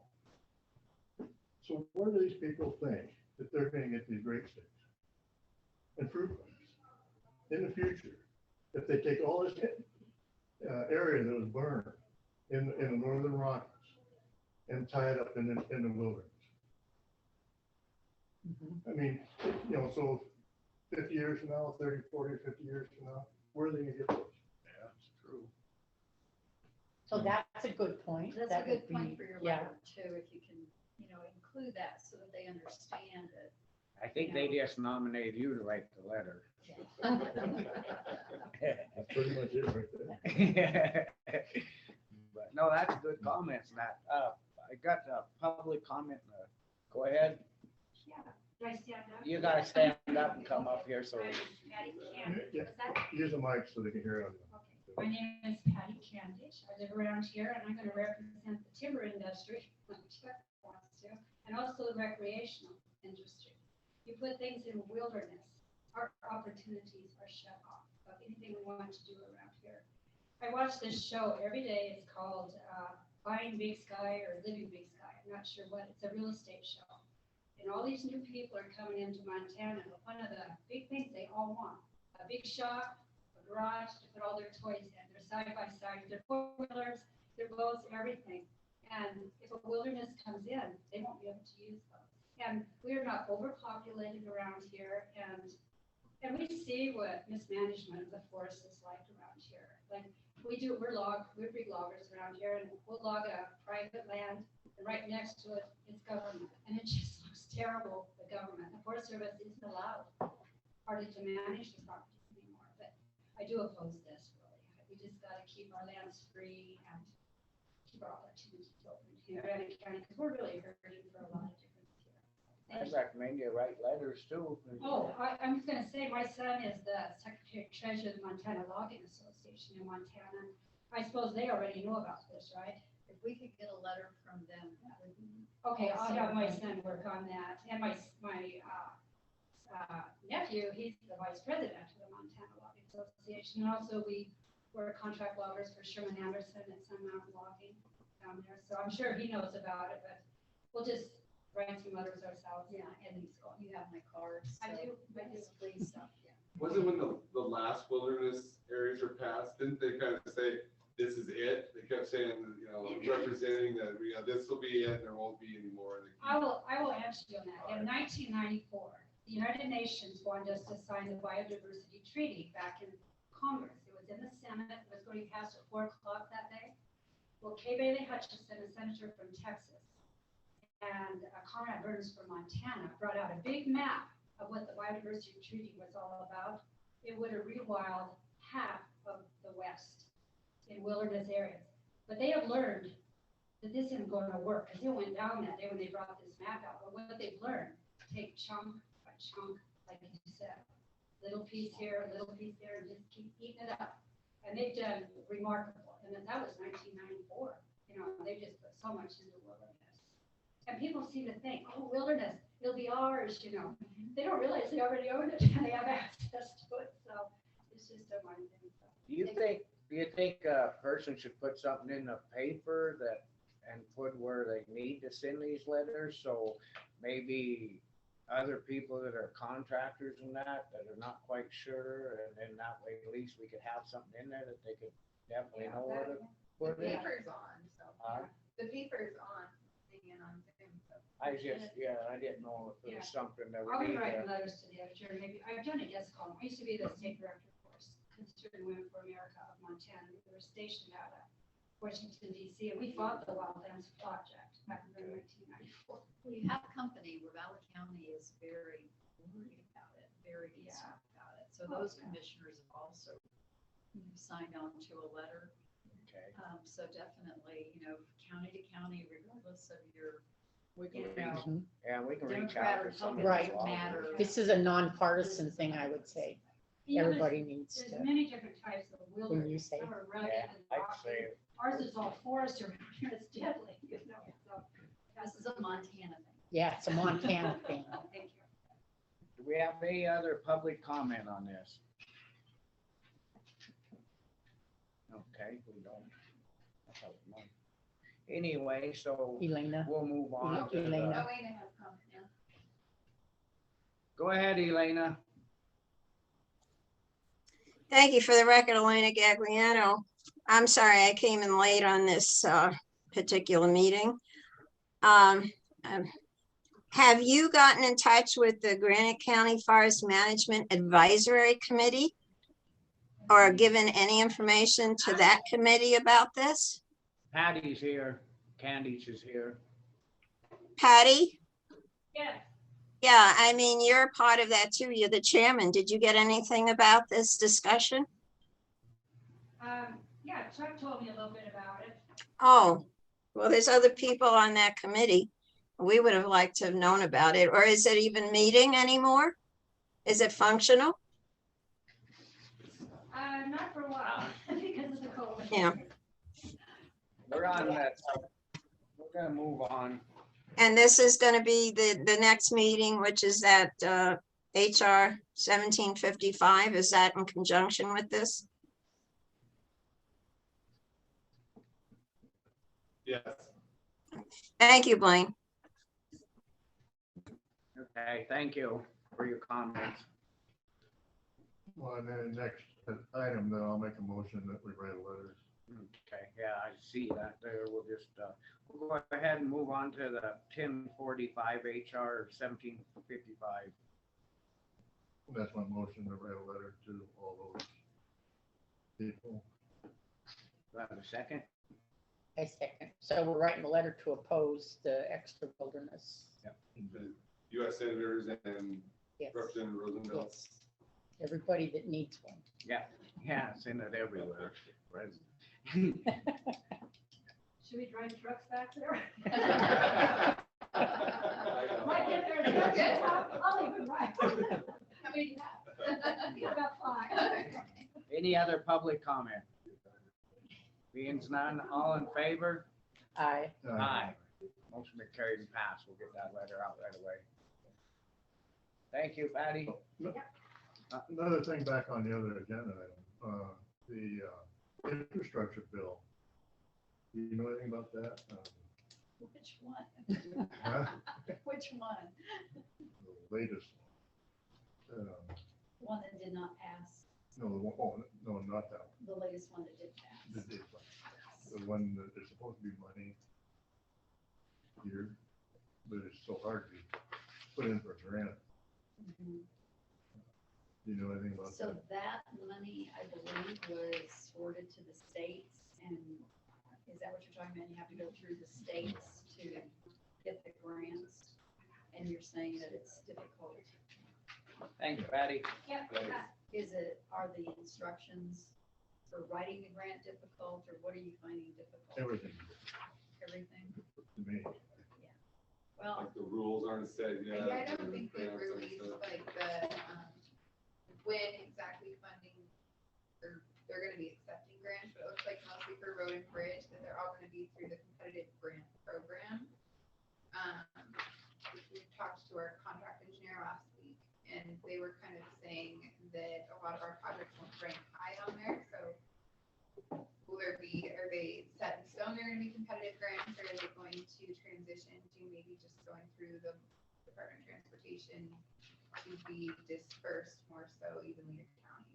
okay, so that is a state matter, and for federal, you don't have much to do with that, we don't have anything to do with it, but I can get a hold of somebody in the governor's office and get the right person for you to talk to. Okay. That'd be awesome. Any other comments, for? So you said other counties were gonna write letters in? My understanding is Mako wrote a letter for as many counties to sign on to as possible. I think each county should do it on their own. And then I know the Valley County was very concerned Yeah. about it also. I And think each county would write their own, because it'd be more of a, Yeah, them and- coming out of Mako. yeah. I and assume when you're- Yeah. do our own. Like Chuck. Oh, yeah, we definitely would Yeah, do, I don't wanna go. let part- Mako and then Granite County do one too, sure. Do we see anything from Mako? I think they just sent it to Chuck because he's on the lands committee, so it didn't come through like a big thing. And you were on the ball. For once. Elena has another comment. Go ahead, Elena. Thank you. I just want to make a point here about 1755. I understand that the Democrats, quote unquote, have been pushing for this extension of wilderness for years. However, at this point, just a reminder, Tracy Stone Manning has been appointed the Bureau of Land Management. Martha Williams has been appointed U.S. Fish and Wildlife. Kathleen Williams has been appointed USDA. What do they all have in common? They're all from Montana, and they're all Democrats, liberal, and now they're head of these agencies. So they've all there. So it's going to be a little bit more difficult now that they've got these people working for this stuff about more wilderness. So I just want to point that to you. It's not going to be that easy. Just writing the letter. Thank you. Thank you for your comments. Like I Any said, other this public is- comments? this Oh, is- sorry, Glenn, This go ahead. is, I think would be a nonpartisan, and if they're not on the committee, then if it doesn't even leave the committee, if it dies in committee, then this is what we're hoping for. Not that we have all these Democrats that are on the. I'm just so not political. Thank you. Sorry. Anything else for us? Nothing, do you all have anything else for me? Chuck, you got any What's more? that? Choose anything else? Scott, Sheriff Dunkerson's here? Nothing? I have a lot to say about that. Well, come on, come on up up. and voice her as long as she's here. Go ahead. This is, Definitely. You know, I need the mic. I think you're I out. worked in the timber industry prior to getting into law enforcement and listened to what Chuck said. We did have a pretty good grape stick industry here in Granite County, but I think it's important to note that that's the only industry we have in Drummond anymore is Denver Post and Pole. And I've talked to the owner of the Post and Pole yard down there, and they can't get federal wood right now. All the wood we have here, and they can't get any of it. They're having to rely, my last conversation with him anyway was on private lands to get wood for their mill, and that's just ludicrous based on if you go to the forest here and look how much holes that we have in our woods here. Any more forest, I'm strongly opposed to that, having worked in the timber industry like that, so. That's just my thoughts on it. We still have a small industry here, and we need to be defending Finland Post and Pole in my eyes anyway. So- Because they employ probably, I'm just guessing, maybe 10 folks down there. How come you So- can't get it off federal? Because they won't do anything. They did have a They won't sale. sell it. They did have a sale down by Gold Creek, and I'm not sure if Finland Post and Pole got any of that wood or not, but it's virtually impossible. Scott knows, my last years I worked in the mill, we didn't get any federal wood off federal lands. It was all private. They ruined the timber industry here, and they want to continue to keep ruining it, just put the nail in the coffin on it. Is this something that Senator Daines can look into and say, how come we don't have sales off of federal land? That's a good idea. Yeah, Yeah, I'll forward that. this is up. really important as a livelihood. In my Yeah, conversation look into with it. You're Matt gonna Todd, talk to these guys. We used to have a small salesperson. That's all they did. Is went around and laid out these wholesale. And like I say, it was great for like a kid that didn't know what he was doing or whatever, got out of high school. Matt Todd's still doing that. Huh? Chuck, he's still putting up sales out here. Half the time the paint's not even dry on the wood before they're sued. There's a lawsuit filed the minute they propose one because they stepped on the grizzly bear track or whatever they did wrong, you know? Yeah. You know, it's the red tape to try to do a timber sale anymore, Chuck, no more. Well, they little tiny sales though, I mean, they, You're right. Yeah. Yeah. they don't The courts fall are under that. bogged down. Yeah. At least they didn't use. We Having don't worked in want the to, timber industry, I strongly oppose anything basically that they do with forest. that's the thing about, we don't want to lose another business in Drummond. There's nothing there. Yeah, we still have something in Drummond, but they struggle constantly to get wood, and that's just not right, as much of it as we have here. So are they burning it? Yeah. So they're burning it. They burn it up. Are you, when you say burning it, you mean they're allowing it to burn in a fire? Or No, they're actually lighting doing it. prescribed burn? They're lighting it. I can prove it. So we don't want Okay, that. you know, little hogback fire, that burned for like 2 weeks. And they did nothing on it in a suppression area. And then it started taking off. And then it was even on the news. Well, the year before, they went up there and widened a road for a fuel break. I talked to Dane's office about it. And I talked to Forsyth. I said, you're gonna let that burn, huh? And they said, Forsyth, I mean, mine won't do it. Okay. When that little hogback was coming over, they lit it. It was on the news, and they showed them lighting it along that road. And it burnt with an east wind, and it burnt so hot up in once some draws there, there's a big granite boulders that split. I mean, it sterilized the ground. Did they call that forest management? No. I agree with you, yeah. So, but we're gonna have to move on, and I appreciate meeting you and Thank you. Thank you coming, for your and time. Yeah. if you could stay in touch with us, especially on this, because we really want Yeah, to, I'll we don't probably want sit to. back here and listen for a little while, if that's all right with you all. Okay, so Thanks. thank you very much. Oops, I cut it off 5 minutes early, sorry. I looked But wrong. they're set up. I think they have a bunch of stuff set up. Oh. For the insurance They're from the insurance. presentation. Well, Everybody's setting up all their stuff. Yeah. I got a whiteboard too. I'm Julie Blocky. Thank you for giving us an opportunity to quote. This is Danny and this is Michaela. And it looks like we have more than for 30 minutes, but we're gonna do it in 30 minutes. So we are prepared. We're gonna go ahead and start with the county health insurance quotes with Southwestern Montana Insurance Discussion. I'm just gonna use. There's a mic. Wait. Sorry.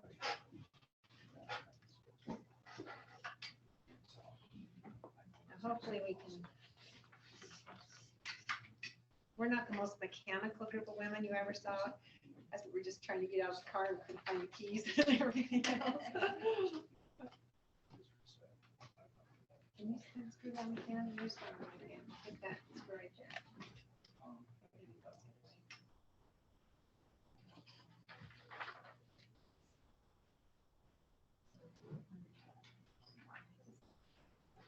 There you go. I'm sorry, oh, the bottom part? Yeah. Oh, there we go. Now maybe strengthen them with your hand to screw them as tight as you can get the other way.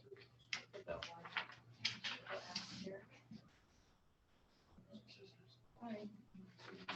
Put it in there. Hopefully it doesn't collapse. I'm gonna have you do it the other way.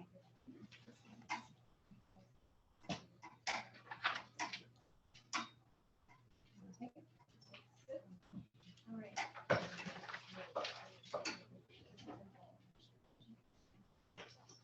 All right, the reason I want this is because I think it's better to do visual. It's good to look at the quote, but I'm gonna walk you through, I'm gonna walk you all through, just a benefit guide that we put together. So we bid with several different carriers. I'm a broker. I've been doing this for almost 40 years. So I live in Bozeman. You might Yeah. have to turn it a little bit. So Yeah, and I think I speak really loud. Is that okay? I'll just put this down. So, I went into the insurance industry in 1984, right out of college from Bozeman, and formed a company, Southwestern Montana Financial Center. I sold that block of insurance business back 3 years ago to Reliance Global Group out of New Jersey. I am now the general manager for Southwestern Montana Insurance Center. And these are some of my employees. We have a great team both in Helena and in Bozeman. But what I'd like to do is show you, we went to bid, and the bids that we received, we went to a lot of different carriers. We went to several different insurance carriers. We went to Blue Cross Blue Shield of Montana. We went to Pacific Source, and we went to the Mountain Home Co-op. Those are the three health carriers we bid. And then on the ancillary side, we bid with Guardian, and we talked to MetLife, and we talked to the Principal Financial Group as well. The best bids we received, one from the Mountain Health Co-op and Guardian. So that's what we've centered it in, but you have all the other quotes available to you, okay? So what I want you to do is just go to the benefit guide right here. Go to this page right here. And we're just gonna walk you through this. And so not only am I an insurance agent, I also am a chartered financial consultant. I do investments as well as insurance. I've been doing that since 1991. And so when I look at money, I view money differently than a lot of people, because when I think of insurance, I think of expense. That's what I think of. How do you take something as benign as an insurance premium and turn it into something that can actually be a lot more flexible and a lot better reward to the employee than just insurance to an insurance company? So what we did is we looked at 3 plans with the co-op. And currently your situation is this: you offer 3 health plans, okay? Your first health plan is what we call basic plan. And your basic plan is a plan, as many of you guys know, is not even credible under the statute. If somebody's on that plan, and we were still in the world of penalties, Donald Trump did away with the penalties on the ACA, remember that? You still have the penalty, but you put it at 0. If your employees were on the basic plan, they're gonna pay a penalty. That is not credible under the statute. That plan is like a Band-Aid. It doesn't have prescription drug coverage, right? And it has a very limited benefit. It's not credible. So, the 70-30 plan is the one I'm on. It has prescription drugs. Not, we're talking about basic, not comprehensive. So you have 3 plans. You have comprehensive, you have basic, and you have RM. Okay. And so basic under MACO is just like basic under Montana Unified School Trust. I work with MUST, and it's just not credible. It's not credible. So if you look at the guide, it doesn't meet the minimum. This is that high requirements. deductible plan? No, it does. I'm talking about basic. Yeah. So if you look at basic, do you guys all have the outline? You have the outline from MACO? Not in front of us. Okay. Anyway, it's not credible. It's not credible. What you have on that plan though, is you have 13 individuals on that plan. And the only reason they're on that plan is because that's the only place they can afford to cover their families. That's the only reason they're on that plan. That's the only plan that is affordable for them to cover family members. You have 12 people on the Why is it HDHP. only affordable for them if we're paying? Well, I don't understand what you're saying. Well, I'm off. right now, if you look at your bill, you have no employees that are on that plan as singles. They're all with employee The county spouse. pays for the individual, yeah. So if you're paying for your family, but you. Yeah, that so out. basic, they can't afford the, That's the only plan they could afford to put their families, because the other plans are too expensive. And that premium on basic is $767. But you know why there's no singles on there? Because why would you take that? You might as well buy up to one of the more expensive plans and use what the county is providing. That's why everybody's on that high-end plan. So the HDHP, you have one employee on that. Actually, I take that back. You have 12. There's one commissioner on there though. That's the plan that Scott, you're on, I believe. You're on the HDHP. And number 3, you have your, what we call RM. Hell, I. Yeah, you are. That's what you are. You got me, I'm all lost. Yeah, you're on that. maybe is Sarah in there? She needs to I'm think you're sorry. good. come in and Yeah. So, and then you have the RM. This is the $500 deductible. And then the out-of-pocket of only $1,500. That is the really nice plan. And that's where the employees are going because they can get that plan. And there's 14 on that plan. And But so, on that plan I'm on, it's, you gotta pay that 3,100%. deductible, but then they That's pay right. it back. that's right, 3,100%. That's right. Yeah. And so these are the 3 plans that you have right now. And again, when I looked at this, what I could see is very evident to anybody looking at this. The basic plan we know is not credible, and we can look at that. I'll show that why it's not credible to you. what do you mean not credible? They can't use it as having health insurance on, That's right. Right. well, they It doesn't- could, they've done it, haven't you? Yeah, the issue is this. And it's a moot issue anyway right now, isn't it? Well, with the penalty being 0, the only problem that was with that plan, so if you look at that, can I look at that with you all? I'll show it to you. I'll show you what I'm talking about. So if you look here at the benefit summary.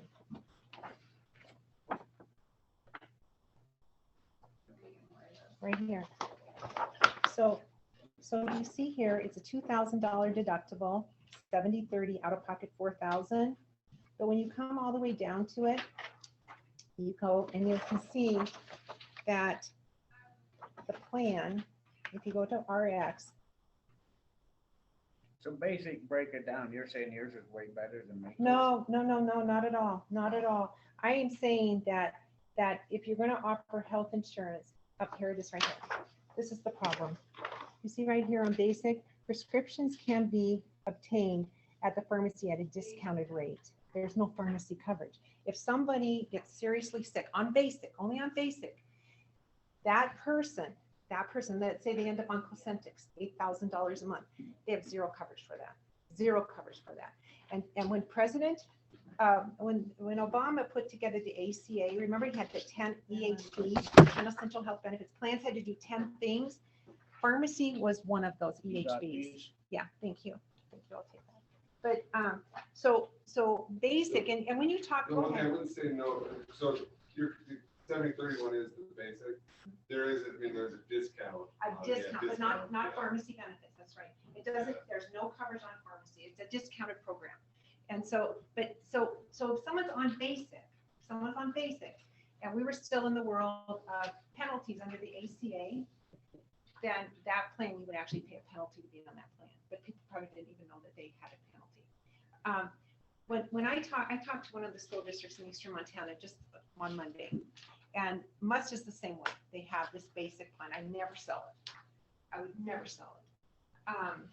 But they have employees send a disclosure, a statement stating they know that it's not credible because they're going to cover their lives.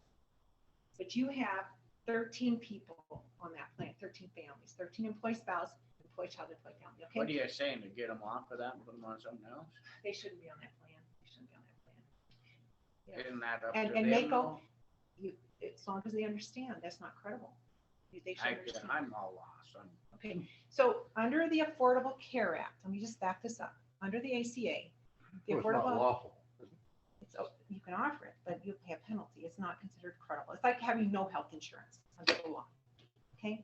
Anyway, the bottom line is this. I'm gonna move on, okay? Where's my eraser? Okay. So this is our current situation. So what we did is we went to the carriers, and one of the problems we have in small group, this is considered small group because you're under 50 eligible employees. In small group, we're pretty limited when we have commissioners on insurance plans, both on dental, vision, or health. So we had to go to the carriers, and the co-op, the Mountain Health Co-op, is feeling they can work with us to keep commissioners covered if commissioners want to be on. Guardian also was working with us on that. So I think we've got that covered. But let me just go on. So on the current plan, on your RM plan, the premium on your RM plan currently is 1,000. What are you, can I butt Yeah. in just a second? I'm so lost here. What are you trying to say, that what we're doing, you got something better? I'm going to show you our proposal. I'm I'm, going to show you our proposal. We're gonna get them to the comparison spreadsheet. So that they and can I don't, follow. I'm just lost. Okay, then Scott, let me, I would prefer if, That's wrong page. well, actually, She's making a presentation and she'd like us to follow page by page. yeah. when she So gets Scott, to where it. we're at is right here on the proposal. I'm gonna go back to that benefit guide. So where we're at right now is right here, okay? And I'm just gonna follow you through this, okay? Okay, Oh, so, shit, I'm lost. okay, well, let me just walk you through this. And so basically what we did is we came up with a proposal offering 3 plans with the co-op, okay? And so the first plan that we're gonna look at, we're gonna put 3 columns here. And because your current your RM plan, that plan where we have 14 employees, it's 1,100 and change per month per employee. That plan is really a nice plan. I mean, that's top tier. And so this plan that we're looking at with the co-op, and I'm going to have you look at the third one on the access goal. That's what I'm going to kind of center on right now, the access goal, the third one down. That plan is this. So it's $1,000 deductible, and then it's co-insurance. And the co-insurance on that plan is 70%. And the out-of-pocket on that plan is $6,500. Well, there's a problem with that plan. That's the nicest plan we're going to offer. That's a big difference from your current RM. Your RM, the plan that 14 people are on, right, is a $500 deductible, 80/20 out-of-pocket $1,500. So how do I compare a $1,500 out-of-pocket to a $65? Can't do it.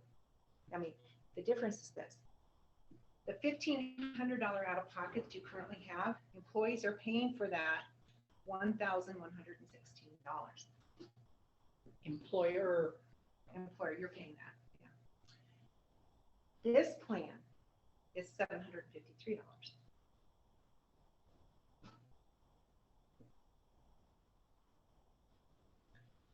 So let's go back to basic.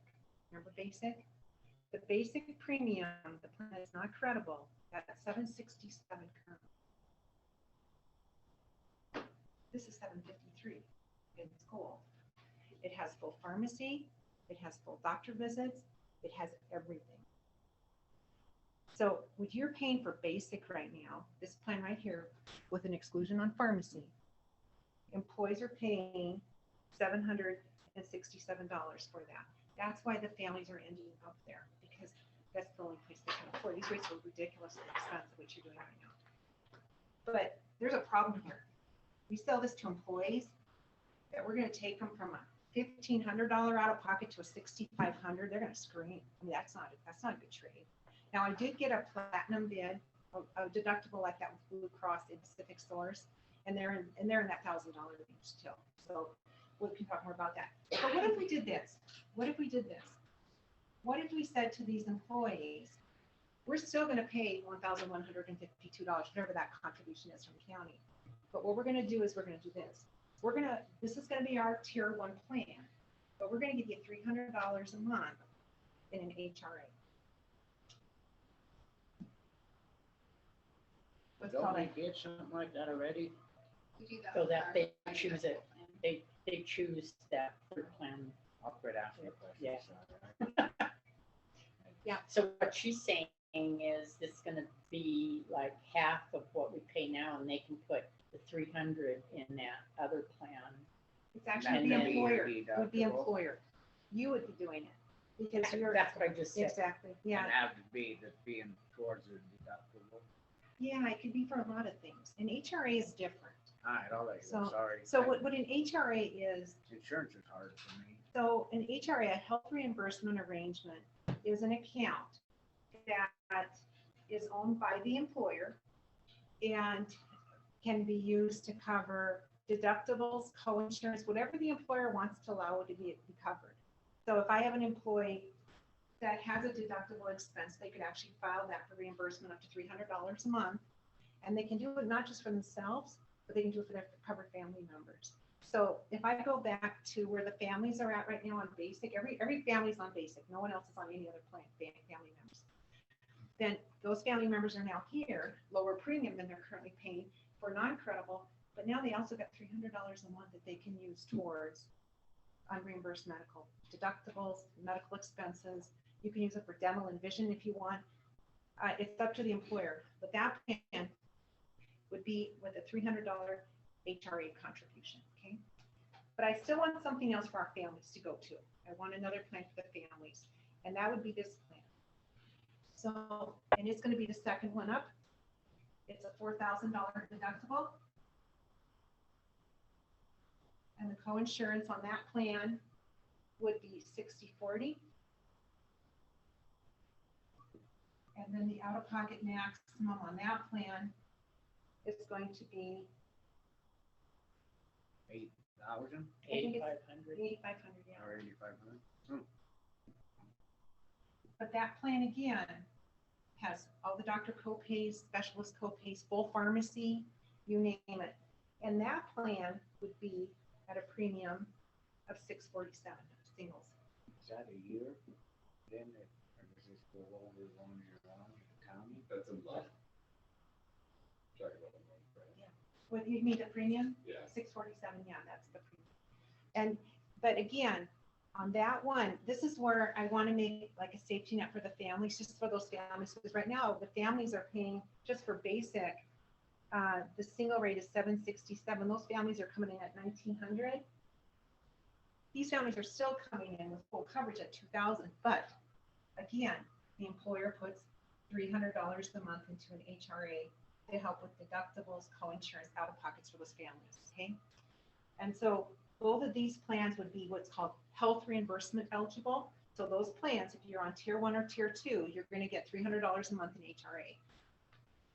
The third plan is the HDHP, the high deductible health plan, like where you're at, Scott. This is the HDHP. And that one, that plan is a $4,400 deductible. The co-insurance is 100%. It's the first quote on there.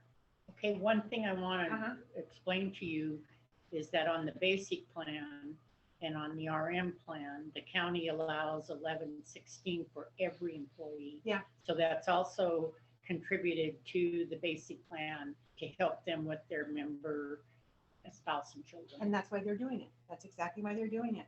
But that's exactly why they're doing it, Blanche, because that's where they can afford to have their family coverage. That's the only place that they can afford based on your current premiums. So they're taking their 1116 and they're using it to help decrease family coverage. That would be true on all of these as well. So if I want tier 2, my base premium now is 647, right? Unless I get $300 into the HRA. But now if I want to cover my spouse, 647 versus 767 on the current basic plan. But now I have full pharmacy, I have full doctor visits, I have counseling, I have everything. It's credible. But this plan over here is 4,400, 100%. Okay, that's the HDHP. That premium that I'm quoting on this one is 678. And what do we pay, 11? What you're paying on that one currently, I can tell you on the HDHP, 796. So it's pretty close. It's $100 cheaper. But look at this. Because of the fact that this is a qualified plan, qualified plan, eligible for an HSA. If I'm eligible for an HSA, I still get $300 a month, but it's going into my HSA. So if you're on tier 1 or tier 2, those two plans, So are you saying that the HD for Mako is not a qualified plan? it is. It is. Okay. Yeah, it's qualified. They're all qualified except basic. And they just put that Okay. as a placeholder. But on this one, so this one would be a $4,400 deductible, 100% coinsurance, qualified plan, HSA eligible. But because of this, again, I have $300 a month. This one's eligible for an HSA. So what makes me eligible for an HSA? And to be eligible for an HSA, you can't have any other form of credible insurance coverage. And so if I have no other form of credible insurance coverage, I can go ahead and land on that HDHP. What that would do for the families, is the out-of-pocket for the entire family would be only $8,800. And the family's getting $3,600 a year from the county in HSA contributions. So my total family out-of-pocket exposure is about $5,200. Right now, your exposure is $6,000. And this rate, $678, is $100 cheaper than your basic plan right now. And that has full pharmacy as well. So what we were trying to do is this. We were just trying to look at this and say, how do you make these dollars work better and give these employees the control? You know, even if I'm on the really nice plan right now with the county, I still have a $500 deductible, 80% coinsurance, out of pocket 15. If I was doing it the opposite with an HRA, I would have zero deductible because I'm using the HRA money. My coinsurance would be zero as I'm using up the HRA money. And so it's just reversing it, letting the employees use those dollars and using those dollars in ways to help drive these insurance costs down and give the employees more flexibility. And so tier 1 and tier 2 would be HRA eligible. That's money that they own. And the nice thing with an HRA is the money goes into next year. So we can set it up with a rollover. So if, let's say we have an employee on this tier here, they had $3,600 in their health reimbursement arrangement, and they only had $2,000 in claims this year for the family, then you can have it so $1,600 rolls into next year and they still get their $36 next year. So it's not, right now the money's just gone to insurance. This lets the employees, you're spending less money and the employees are receiving richer benefits and having more control over their healthcare costs. So those are just 3 plans we put together, okay? Just ideas. That's all this is ideas. And Can I so, ask a stupid question? you bet. What's the difference between an HRA and an HSA? Yeah, it's a good question, actually. So an HRA is employer money. It's employer money. So an HSA is also funded by the employer, but it's owned by the my money. employee. Okay, Exactly. I get it. Yeah. Just different. And the reason we couldn't do this with an FSA, flexible spending account, the maximum in FSA would only be $500 annual. We want to get a lot more money into those HRAs for employees. But this money is not lost. That money just continues and rolls over. So those are the 4 ideas we have. Again, just driving those healthcare costs down, but I believe offering a whole nother level of benefit to your employees. Complicated, I agree with you, Scott. I've been doing this 40 years. It's complicated for me too. What's But that? I said it's complicated, and it's complicated for me too, even Oh, after hell 40 yeah, years. I'm lost. Is the year-to-year, I'm quote so or sorry. premium? It is, and you've got to understand how this quote's established, okay? So this quote is how this isn't, you all know who the Mountain Health Co-op is? Do you know who that is? I'll tell you. So under the Affordable Care Act, and this was an idea, again, that was developed under President Obama. Had this idea. He had this idea, and it seemed like a far-fetched idea, that states could come together, companies in their states, for cooperatives and offer health insurance to these cooperatives. And so different states, there were 13 states, I believe, that put together proposals to have their own co-op. And we had, Levitt Group in Helena. So Levitt Group was part of that, Jim Edwards and Richard Miltenberger, John Morrison, who used to be our state insurance commissioner. He was in that. There's a doctor out of Missoula, I talked to him before, he was on that group. They had all these business people from Montana come together, and they put together a proposal to the federal government, and Montana was awarded the co-op. Of 13 states, we got one. And so it was called the Montana Health Co-op. And what happened a couple of years later, I think we all probably know ACA was a total failure. And don't take that though, but it kind of was.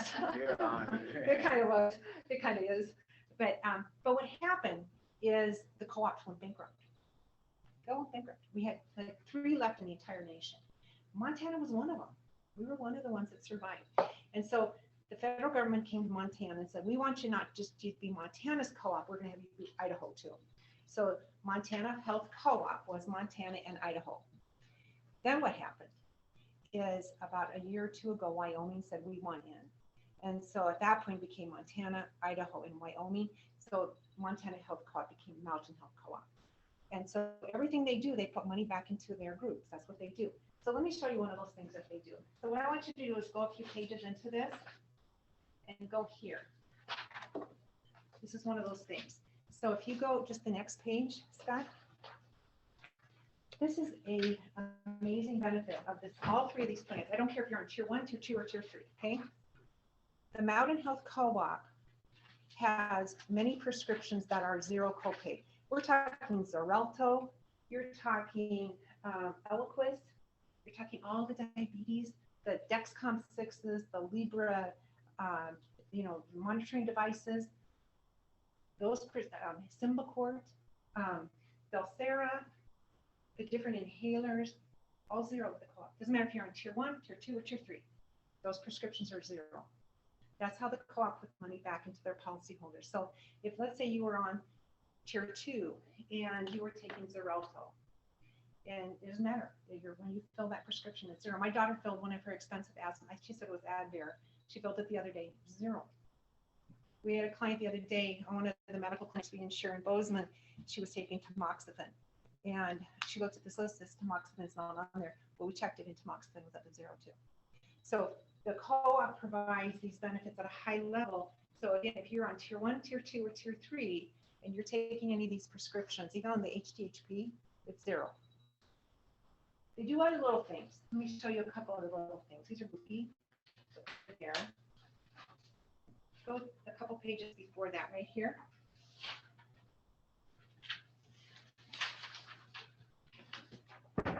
So on that, what those do is this. If you, let's say you, I just did this the other day. I went to my dental exam in Bozeman, and I had a $240 bill. Guardian paid for it, but I still got the receipt. And I told my assistant to send it into the co-op. And if I, even though I didn't pay for it, the co-op will send me back $100 for going in. And they do that with each family member. So they're just little things to encourage these wellness things. These are the ways they put money back into the policyholders. You do the adult vision exam, they send you $60. So these are just, even though insurance paid for these things. I wanted to move on because I know I'm running out of my time here. But in the folder, there's some information for you all on HRAs. You go another page or 2 in. And it's on, so we actually put it here. Yeah, we actually put it right in here for you. So go another page right there. So you have your HRAs. There's some information for you on that. And then on the next page, we have some information on HSAs. But I really think an HRA makes a lot of sense. That you're, get these premiums down and let the employees use the money. So I want to answer your question. You asked me a question, I didn't answer it. You said, how are the rates set, right? How do you set the rates? So in a very long, detailed, drawn out, this is an ACA plan. So you're never looked at individually. You're looked in with everybody else in the state of Montana, and the co-op pulls you in, and you're in the small group pool. So they're strictly looking at the demographics of this group, age of this group, and zip code of this group, okay? And then they just factor an average rate. That's why these rates could fluctuate $1 or 2 up or down depending on who actually enrolls, okay? My guess is you get a lot more families on insurance. So I offer you much lower cost insurance that's credible. Okay, dental. Let's look at the dental plan. So your current dental plan is with Mako. It's a good one. It's a $1,600 benefit. Single rate's about $36, I believe, $36 a month. We went with Guardian on this, and we, the bottom line is so many of these plans, I'll show you where you're at. You're still in the benefit guide. Yeah. So you just gotta go to the dental. You're good right there. So the dental plan that we quoted, we did a $3,000 benefit per insured. So we got from the 1,600, because it's just lots of implants and that type, they're expensive and you can run out of 1,600 in a hurry. So we went to 3,000. If an employee uses 1,000 or less in any given year of dental, they actually bank another 500 next year. So you can actually have a year where you have $4,500 in dental benefits to use. And the rates went down from your current 36 or 38 to 33. Did you see it there, Blanche? Oh, I've got it. Okay. So it's, I'm not laughing at you, I just, I'm sorry it doesn't make a lot of sense. no, It's it's just, insurance. I'm slow It's on this. insurance. So I went from 36 to 33. Now you have an ortho benefit right now for children of 1,000. We need to put that back on, and that was another $10 for the employee, child, or employee family rate. So let's Does raise. this have it for adults? Because our current ortho plan, I have to get braces and it doesn't cover me. We can do it. I can get the bid. I'll get the bid. We can get adult ortho. I'm probably the only. Yeah. No, I have a lot of groups. I have a lot of groups asking for adult ortho. I'll get that bid. And my bet is it won't be hardly any more premium to get adult ortho and even get a higher benefit, maybe go to 2,000 on that. So we'll get adult ortho for you. Vision is VSP. It's a zero copay for the eye exam, zero copay for materials, and you get frames every year on this one. So it's very similar. I think your current plan is more indemnification where you get flat amount of money. This is where you would just go to the eye doctor and pay zero copay for the eye exam, zero copay for your materials within the criteria. And those rates are $12.66, your current's $18. Life insurance is next, and again, you offer a supplemental life, we would do the same. So, and that's basically the proposal. So I know we used up our 30 minutes, but the bottom line is that we would offer 3 health plans. I don't want to, we can do 4, but I just think why? You're only using 3 currently. We offer all credible plans. Everyone has full pharmacy. If someone gets sick, we got it covered. I don't care. They don't have to come in here and say, I didn't realize I need no pharmacy. And so you have your Cadillac Plan, which is $1,070.30 out of pocket 65. Again, it's a big difference in out of pocket from where you're currently at, but you're giving them the money. So they can use that money towards deductible, and if they don't use it, they can use it towards family deductibles, and they can also roll it into next year. Same with tier 2 and tier 3 would be your HDHP, and we would be giving employees, the out of pocket's $4,400, but we'd give them $3,600 in their HSA. Their out of pocket's $800. And it's a whole lot less money than you're paying now. Okay, well, thank you, you guys. Thank you. And so we look forward to coming back and answering any questions. But great, at least you have our proposal. So with inflation, how can this change? I mean, are these prices gonna change a lot? You know what? It's a good question. And medical trend right now is 7.5%. That's inflation in medical. But you know, the co-ops had pretty good rates. But I can tell you this as well, and that is that if the co-op's rates go up, you know, we're not married to the co-op. I insure a lot of schools. I insure your school, Phillipsburg School. I've had them forever. I'm headed over there now to see Linda. I've been their broker for probably 15 years for the school. And you know, I insure Anaconda Public Schools.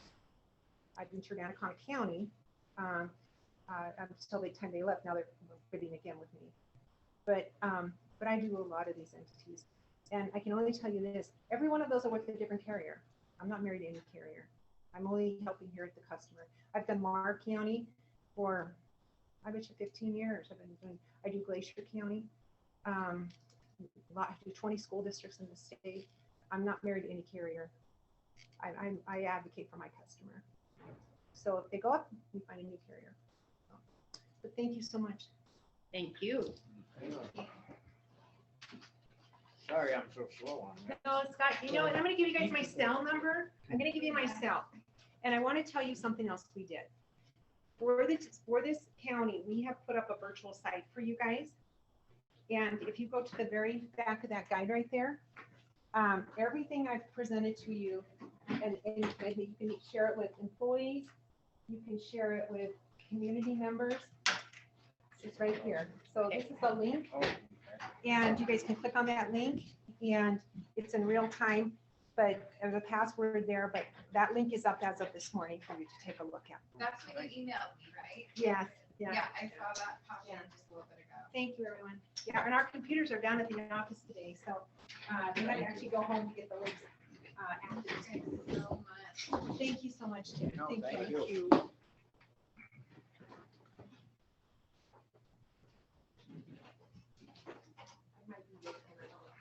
It's yours. I'm not sure who's It's gonna probably listen. Scott's. Yeah. I probably let this Scott's fan. Okay. Throw it at her. Well, I don't know. Don't need that. Thanks. Thank you again. Well, we'll go on to the ongoing negotiations with Flint Creek. We heard anything?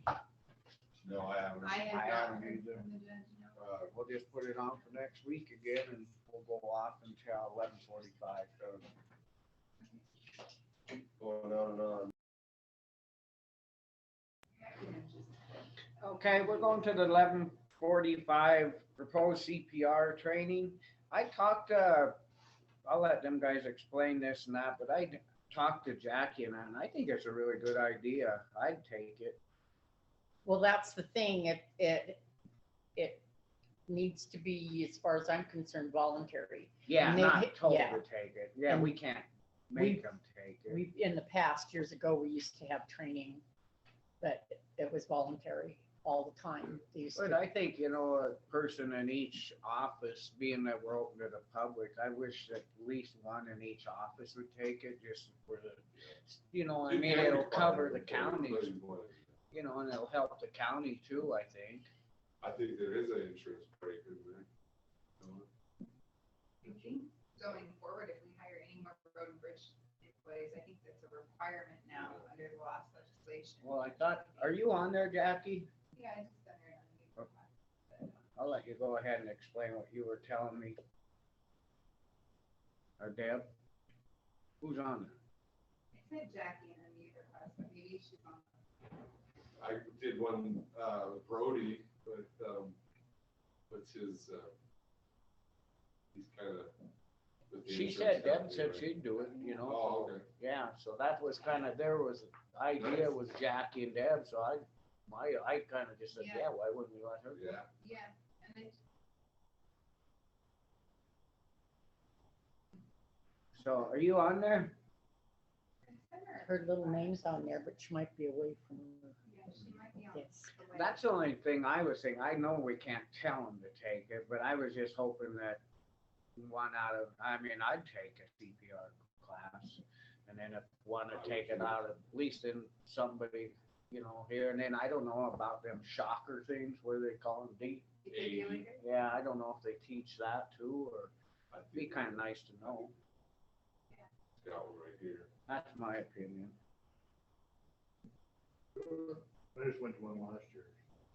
I usually do one every year for firefighting, but I'd do one, if they're gonna put one on. Oh, I wouldn't. I know the sheriff's office is interested too. I have taken them in the past, but I'm gonna run before I'm gonna stop and help somebody. No, I'm kidding. I'm tripping you. Yeah, Yeah, you're down there, you gotta fix them. I'll run Out for, there. I'll run for help. But I don't know what's going on there. Jackie, are you on? Hello? Yeah, go ahead, we've been chattering. Hello? Hello. Sorry about that. I was kind of busy on something else. What's up?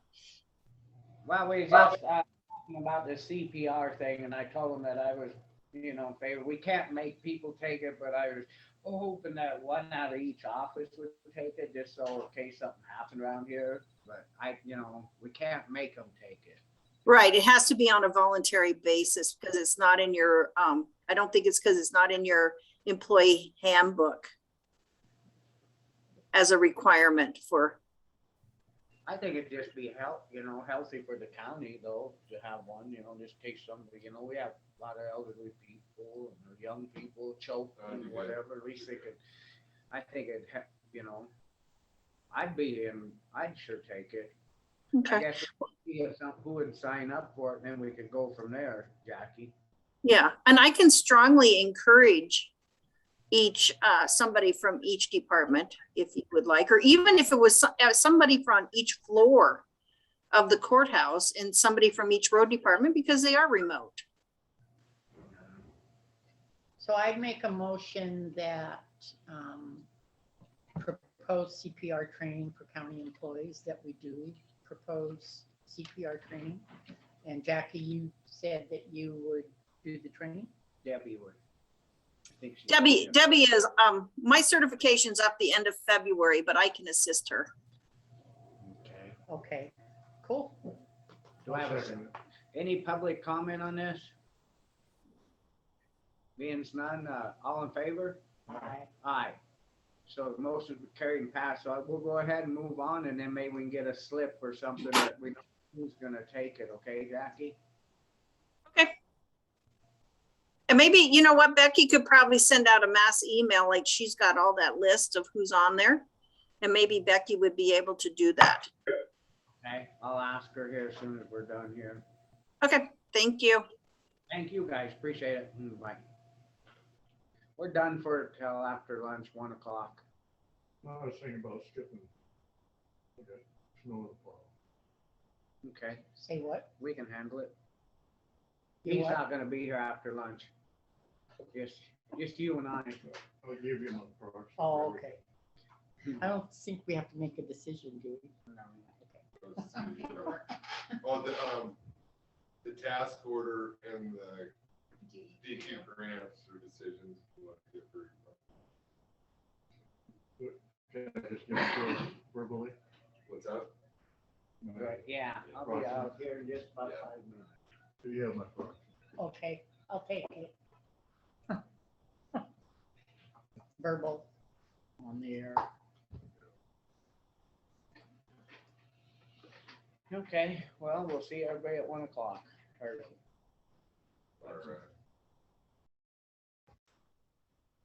Alrighty, it's, So 1 I, o'clock, and yes. the Granite County Treasurer Vicky Hardy. We have to make sure everybody knows. Okay. Oh, okay, sorry. So go ahead. So I gave you, Who are you? Vicky Harding. Where do you work? Stop. Where do you work at? It's 1 o'clock. We have. It's full 1 o'clock, bellies. okay. That means it's nap time now, when you have a full belly. So I already passed you out the check register and STIP for November and December. I have the, bank reconciliation here for November, so that one we'll do first. Billy Ann's got all kinds of papers there, too. No Oh, worries. except I need to go over yours, 'cause I didn't make me one. Check register. Okay, so this is November, so we started out with checking 2,334,396. Deposits in, and this is the bank balance, 297,220. Less outstanding checks was 30,163, so that left a balance of 2,601,453, and this was balancing the checkbook. So payroll was 31,333. CDs was 529,775. STIP protested 63,650. Memorial was 37,922. Airport 68,286. STIP we had 8,222,704. Treasury bills at cost was 180,098. Petty cash was 725. We had an NSF check for 55,674.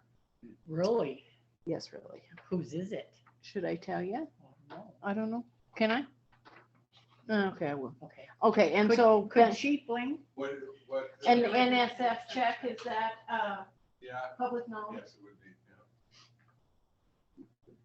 So that was, yeah. Well, did they? they Are they redeemed, taking they They took redeemed care, they it, took care, okay, yeah. the following Yeah, I month. would agree.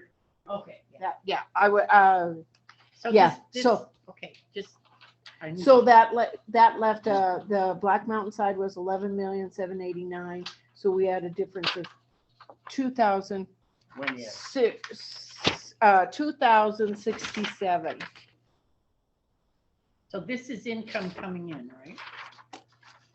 Or is what's This in is what, income? this is what is income. Income. Income. This is what, like what we have in CDs, Okay. what we have so protested, the yes. Payroll, 31,000, what is? That's, that? that's like somebody has deposited some tax money that hasn't been taken out yet. Payroll taxes. Payroll taxes. So, okay, all right. Okay, All right, so that was Really? December. okay, I get Yes. it now. Okay, duh. So that was, November, excuse me. Okay, Okay, so we have December's. Okay, so checking, we had 682,332. Deposits in transit was 33,364. Less outstanding treasurer's checks was 8,926. So bank balance was 706,679. 769. Okay. Too many See, numbers. I want you to know that I listened. That you are listening. Okay, so the payroll had a negative balance of 1,137, but we got that taken care of right away. So is that something? So they did not get a deposit in a timely manner. They pulled it. Yes, and when that happens, just so you know, whoever did not put in a timely deposit gets dinged for the $30 because the Yeah. whatever the charges they call it. Yeah, I can't yeah. think now, but yeah. So that entity, Maybe that would teach them a lesson. it happens. Sorry. Okay, so CDs was 529,775. STIP protested, and this is where I cleaned up all the protested. So we only have one person in there right now that is 372.18. And I believe that one's going to get fixed because they actually went to the county tax appeal board, and I think they won their case. But I don't have anything yet from the Department of Revenue. So Holy moly, from yeah, December or which is November to 60. Yeah, I went in and cleaned. Wow. Oh, I was proud of myself. Yeah, that's a lot of old money. Mr. Donald Davis Yeah. will too. So anyway, so Memorial was 37,929. Airport was 68,300. Tip, we had 9,492,759. So treasury bills at cost was 180,231 petty cash, and then the NSF, in order to make it balance out, I had to negative that dollar amount. So so all funds was Black Mountain was 10,984,638. So we had a difference of minus 4587. Awesome. Okay. Okay. Thank you. All right. You're welcome. Are you done? Yeah, I only had 2 months. Thank you. Good job. Yeah. If you wanted to share that piece of paper Yeah. that you had with Lloyd. All right. Okay. Thank you. All right, guys. And then you'll give me a few minutes then like next week. Okay. Thank you. Okay. Written down. Okay. We'll Thank go, you. we'll go off, Billy. Okay. Please. Yeah, hold on.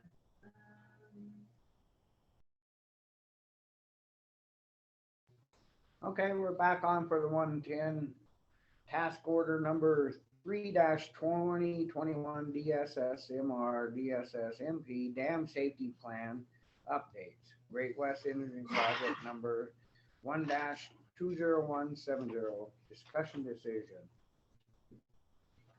That's a mouthful. So you have the county does have the base agreement with Great West, so this is just a add-on addendum to that. Here's one you'll sign if you guys. Basically, vote on it. 4,400 for doing all that. And Get them well, to do something under 5,000. I don't know if we've seen it. So better take that to the county. So I guess I'd entertain a motion on this. If you want to. You can tell Jeremiah I said that.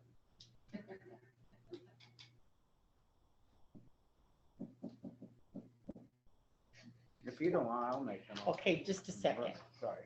I didn't want, so I just make a motion that To we approve the accept, task. Yeah, approve the task order. approve task order number 3-2021. Yep.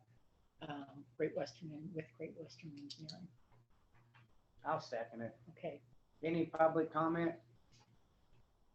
Being none, all in favor? aye. Motion been carried and passed. So now we're till 1:15. Got a few minutes, we'll just stay on.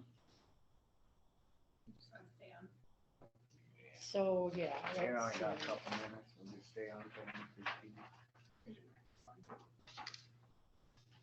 And this is just Like, a formality thing, yeah, approving the grant. It's following the statutes, 20,420 is what that, right? Jackie had one on, one it's on for next week, you see that? Yes, I Oh, have. yeah. Which one do I sign? I'm not a, am I a vendor or? I a- just thought on there. Hey, my friend, am I a vendor or am I a state? This is state, so I'll be over here. Yes, we're the vendor, right, of this, sorry. Yeah, do it in there. One that runs.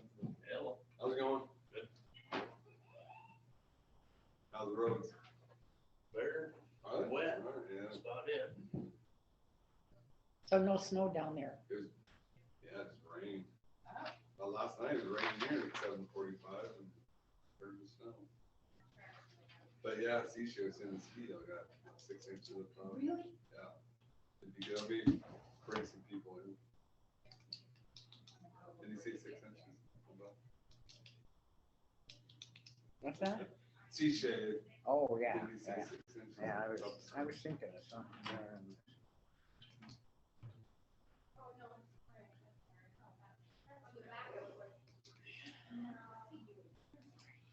There's all kinds of big stuff going on. And cars out here.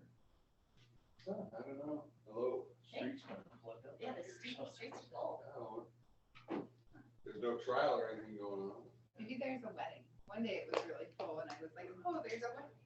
Justice Court's on open. She's coming in on. we'll go ahead and jump right to the Montana DEQ, got like a minute. So Montana DEQ FY 2022 County Motor Vehicle Graveyard Grant for Granite County JV Graveyard, Phillipsburg. Discussion decision. This is an ongoing every year thing. Yeah. It's a statutory. Yeah. It's all statute. And we get grant money for hauling junk vehicles, so I would make a motion that we continue with the DEQ County Okay. Motor Vehicle Graveyard. I'll second it. Any public comment? Being none, all in favor? Aye. Aye. Motion been carried and passed. And we'll be back on at 1:20.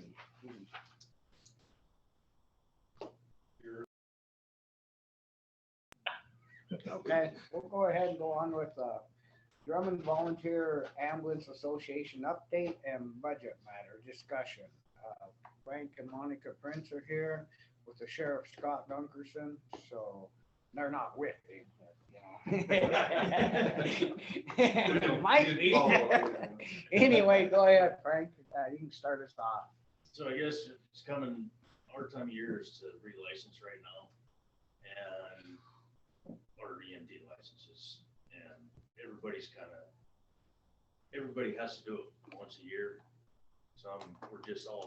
We're off twice a year or every 2 years, but we're off schedule. So every year there's somebody that has to. So we're wondering kind of what is the future of the Drummond ambulance, whether some people stay licensed or not. And then some of it is, our budget, we have no income coming in, but we have this budget. And Well, you do have revenue coming in with your income or the tax. The mill levies. Yeah, but you're not your runs aren't coming in as well. Right, Yeah, right. which you depended on your runs for income. Well, and it helped out, we put, stuff in the memorial fund for things for the community and things like that too. So I think you still have savings in capital project too. don't you? We do, but I'm just saying we Yeah. can't, we're trying to get ahead, not go in the Right. black No, or in the red. Yeah. So, what our biggest expense right now is gonna be is supplies. Because our supplies are gonna be outdated, but they're not used. So if we, I hate to buy I don't remember what it cost us there last last time to, because we had a lot of stuff that was expired that we had to get up. And we have somebody come look at that every, she come in June or October, something or other, to check us all out, make sure we're up to date with the state also on that. So I guess we're just kind of wondering what the fate is of the Drummond ambulance basically, and the members. Members. Oh, members. Our Sorry, I members get are all that. frustrated, straight across the board. I don't think there's one of them that's on the ambulance that's not frustrated. So,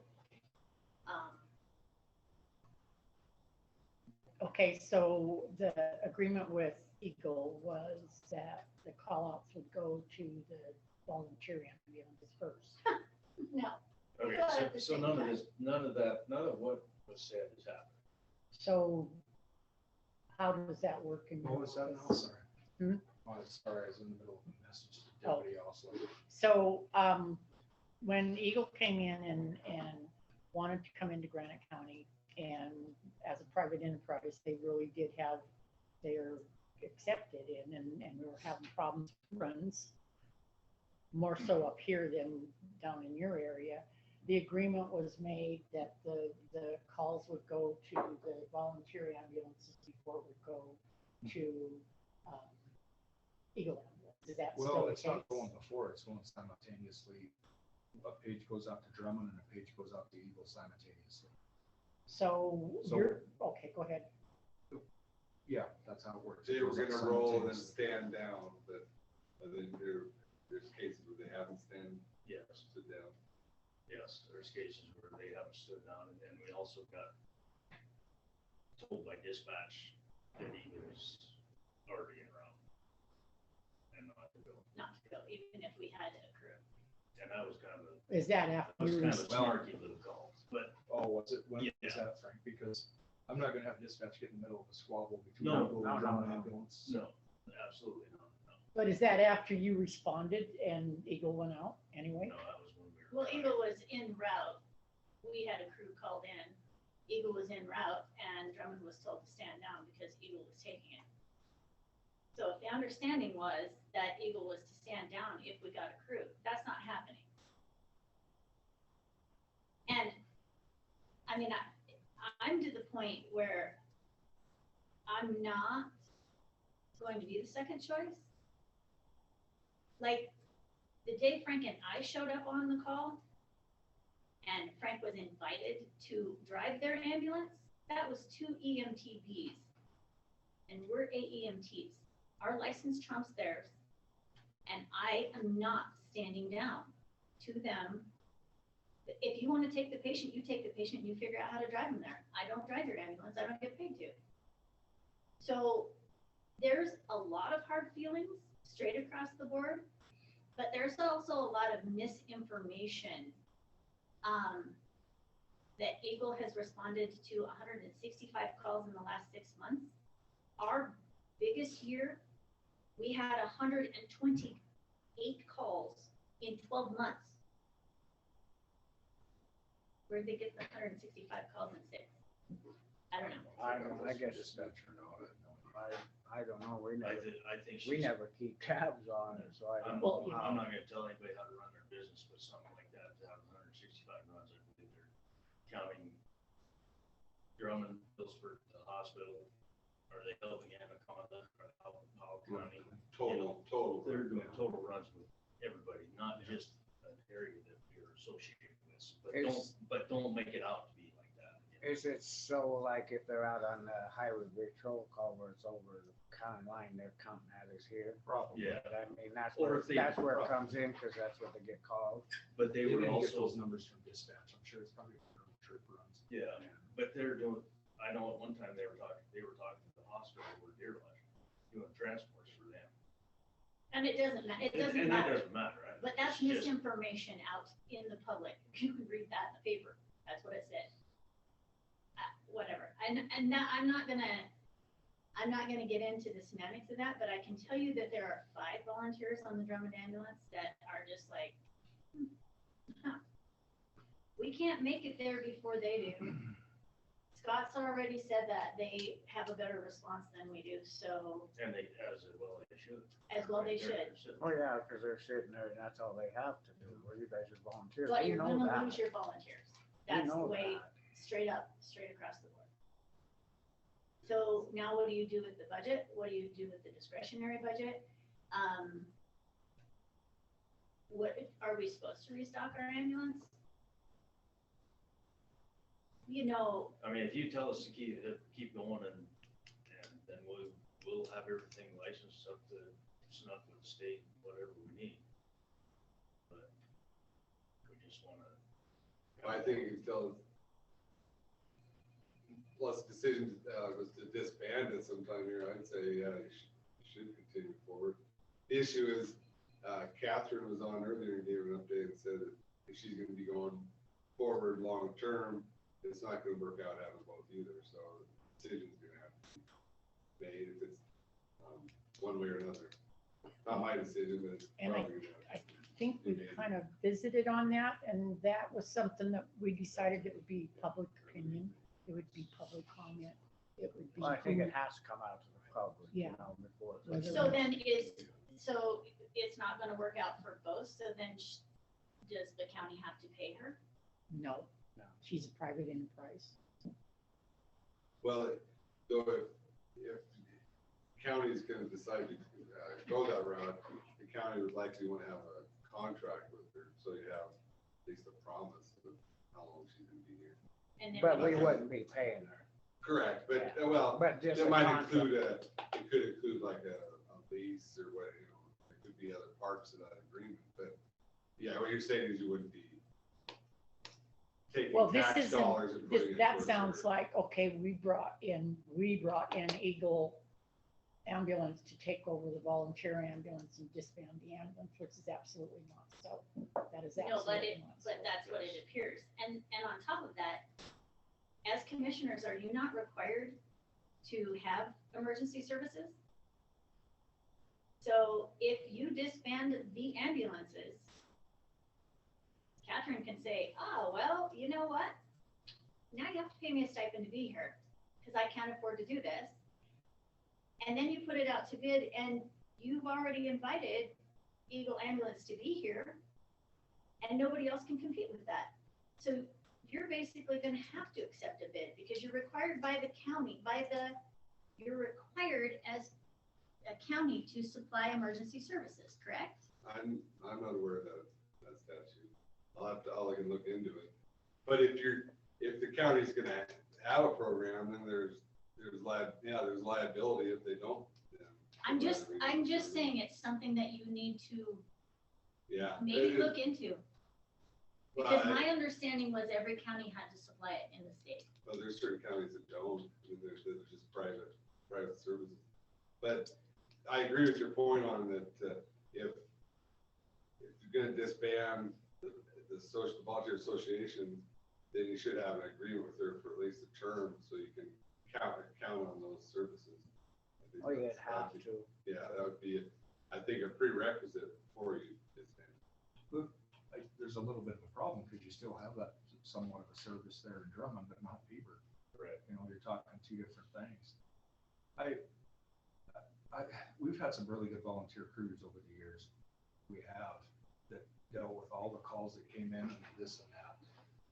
Problem I've seen for a long, long time is you have good crews, they get burned out, like Frank and Monica were doing every run there for a while. And then they go away in a year or two because they're just like, I'm done with it. I don't. So the only thing. It just comes and goes, ebbs and flows, you know, when it comes to the volunteer services. Well, and the problem, the big problem is okay, you were pulling runs in, but what was the percentage of calls that you couldn't make? I don't remember the time frame, but it was 50%, but Drummond was making 50% now. That's so there was 50% calls that were. Well, we were, so. For 3 years, we were at 85%. Right. Like I say, Frank, I don't remember the exact time frame. It was it last fall? It was right before Eagle come in. That's what it was. Yeah, we did because Peaburg ambulance, They were missing 90%. I think they made like roughly. one or two runs. I haven't done it for a year or two, so I'm sure it's, I know it's down from the 85% that we're getting, but I mean, it's, yeah. But we also had 4 people that are interested in taking a class to volunteer on the service. No, they're not interested in taking a class so that they can go work for Eagle.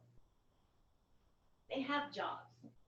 They're interested in taking a class so that they can volunteer for the Drummond ambulance service. So We're not that's gonna the, offer, it's the 5 + 4. we're not gonna offer a class Well, I don't know, after the. if we're not needed. Wayne just said that Catherine said, it sounds like she's trying to run us out. Well, I don't know. Agreed. Yeah. No, I think she was she's just just- saying they need to make, the commission needs to make a decision one way or another, which way they're going, because. And it sounds like you agree that, I mean, the coexisting is Yeah. not working. So. Coexisting traditionally never works between ambulance services. A1 and Anaconda had the same problem years and years ago.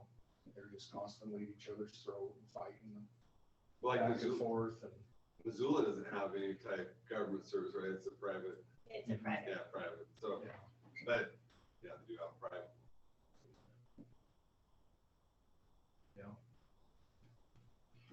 The whole thing is, So truly, there'll be 9 of you? we don't A have, good possibility, huh? we don't have time to fight. I'm not gonna fight with her. If you guys want her, you can have her. Well, we can't say if we want her, we can have It her. ain't There no- was a real need here when and you have to admit that. Oh, There yeah. was a real Oh, need Absolutely. because the runs weren't getting made. And she came to the commission and asked for our blessing to bring her own business in. And we said, okay, but we don't have any control over them. And then we worked with the sheriff and the sheriff said, okay, we'll work on, you get the first call, right? And she agreed to that. So Or that's, simultaneous. yeah. Okay, yeah. I mean, Well, we, That never, but see, That's that never never happened. so this is where it's saying, We never got a chance to even respond. Well, I don't have all the answers to everything. I just know that I had it up to my eyebrows with transporting people in my pickup that are sick and injured that need an ambulance. That's all I know. And it's no disrespect to the volunteers, you guys, because I was one of them for a very, very long time. But you don't I guess, from my perspective, having to put an old gal in my pickup that has a broken hip is just not acceptable to me. It's not. Well, And it if a puts us private at, service fixes it, then so be it. That's the way I feel. Okay, so, and that's fine. I agree with you. I'm not Well, I would disagreeing. hope you would, Frank, because we all care about taking. We all care about the patient, but the thing about it is, I don't want to fight about it, but I just want to know what our outcome is going to be. We with the wanna know where we drug stand. right, That's right. That's what I'm after. Yeah, that's. So reasonable. whether or not to proceed with what you want to Right. proceed with. Right, and our things are coming due before the fiscal year that Okay, was all but you agreed have it upon. budgeted in your fiscal year right now. Yes. No, but see, But as far as the relicensing of people Okay. and whatnot is coming before the fiscal year. but you can So- have 5 of them ready to go like tomorrow that can be, because we they, have 5 licensed people on the service right they're, now. everybody's up to date right now. Until the 31st of March, yeah. Could you commit to have it up to date till the end of June, and then the commission makes their decision by the end of June? Is that reasonable, or? Well, see, that's what I'm getting at is if they didn't want to renew, they just wasted all their refresher time and whatnot for just 2 or 3 months. Because we have to do Yeah. 48 hours of refresher courses Before March, before the March 31st. And we have some of those, but the question is do they pursue it or not? Like 48 hours from now until the 30th It's a lot of. is a lot of hours. so I guess I'm not gonna say we need an answer today. Well, we can't answer you today. There'd be no way we could No, answer. no, you I'm today. not expecting. But apparently it's wrong. it's just on for Because I just want discussion this to be anyway, a no discussion decisions anyway, made today. And you also have to think that we're sitting on a brand new 4-wheel drive ambulance. We should sell it and give the money back to the People, taxpayers. Yeah. There's a big deal I mean, there's more involved that I'd like to bring up that I know Drummond stands by for football games, rodeos. There's a lot of things that Drummond does that I know they do that is gonna be a cost to the community if they don't run. That's something. Yeah, You know, to think about it in it the costs a contract. lot of money. It's have gonna an cost a lot of ambulance money. Set at a rodeo. What is it, $1,000 probably? Yeah. 15 was the last, 15 when they A day. I guess then it comes down to what happens when we can't make the calls. How do we take that problem on? I don't know. That's the problem I've seen over a long I think time that's doing what- this, is it ebbs and flows. So Get it through like Frank and Monica, we're doing a ton of Oh, calls. yeah, I'm not And there's a ever crew saying before they them did. too, that they never missed a call. I'm Well, not, the other thing about that too is there's a service out there that's there 100% of the time now, and now you're gonna fall back on and say, okay, now you got one that's 50% of the time. So now you just made all people pissed off that. But I mean, all- but it's not a win. I You don't. No, can't it let, ain't. you can't let It's, your you know, volunteer crew go get ahead, walked on Right. either. Go ahead, Blaine. I'm not pushing this idea, but if you, at all, I'm neutral on it, but if you're leasing the Eagle an ambulance, you have it on lease that they provide so much service as part of that deal. I mean, it's an option. Well, and so we don't want to get rid of the volunteer ambulances, and like Scott said, you're needed, and if you can't make the run, you can't make the run. But like, there's what, when you say the schools and the rodeos and any kind of thing has to have an ambulance, and it's the volunteer Well, like the ambulance Kiwanis run the that rodeo go. Blanche. Hmm? The Kiwanis run the rodeos down there, and all that money goes back into the community, and their Drummond ambulance get paid nothing, which we've always done that. The Kiwanis is gonna have to come up with money to pay that $1,500 to have a private service there. There's some things like that. I don't know if they charge the school to set up the football games. I have no idea. It's just, there's more to think about the, Well, I don't think they you know, have just the yet. runs, but No, we haven't. I yet. think it's, no, I'm talking about the private services. Oh, yeah. Well, Other and then private the other services. thing about it is, you know, like I said, you guys can get 9 people up here. What happens? What do we do with the rest of the county? I mean, I don't have those answers either. well, that's from my perspective with the rest of the county, I think you need to keep something. And then that's where it could start the private costing the services county been money. covering those calls. We've been on, I can't even count the calls the last couple of weeks. What We have things going on where we needed them for sure. thinking about a countywide instead of Peaburg and Drummond volunteer ambulance. Well, I don't know how they could make the runs. I mean, I don't know where, I mean, you'd be 45 doing out. Yeah, and it out. would be, never that's worked. a long trip. It By the never time we, worked. you know, by the time we leave our house and go get the ambulance and come up here, It never worked. What about? your patient would be, It's What all about about like a time. first responder? I don't know if you guys would be open to this, but a first responder program within the county that responds to these emergencies, maybe preemptive to Eagle. First responders don't transport, they just respond, they start treating people and taking care of them prior to, I don't know, it's just Like like a a QRU. Yeah, Then then you have to wait for the lifeline or an ambulance. QRUs are non-transporting. so your thought, agencies. so the thought there might work, but I It's still just a think, thought. I still think Eagle's gonna beat us if Well, we have to come out of the You field. damn near have to have a vehicle right at the house.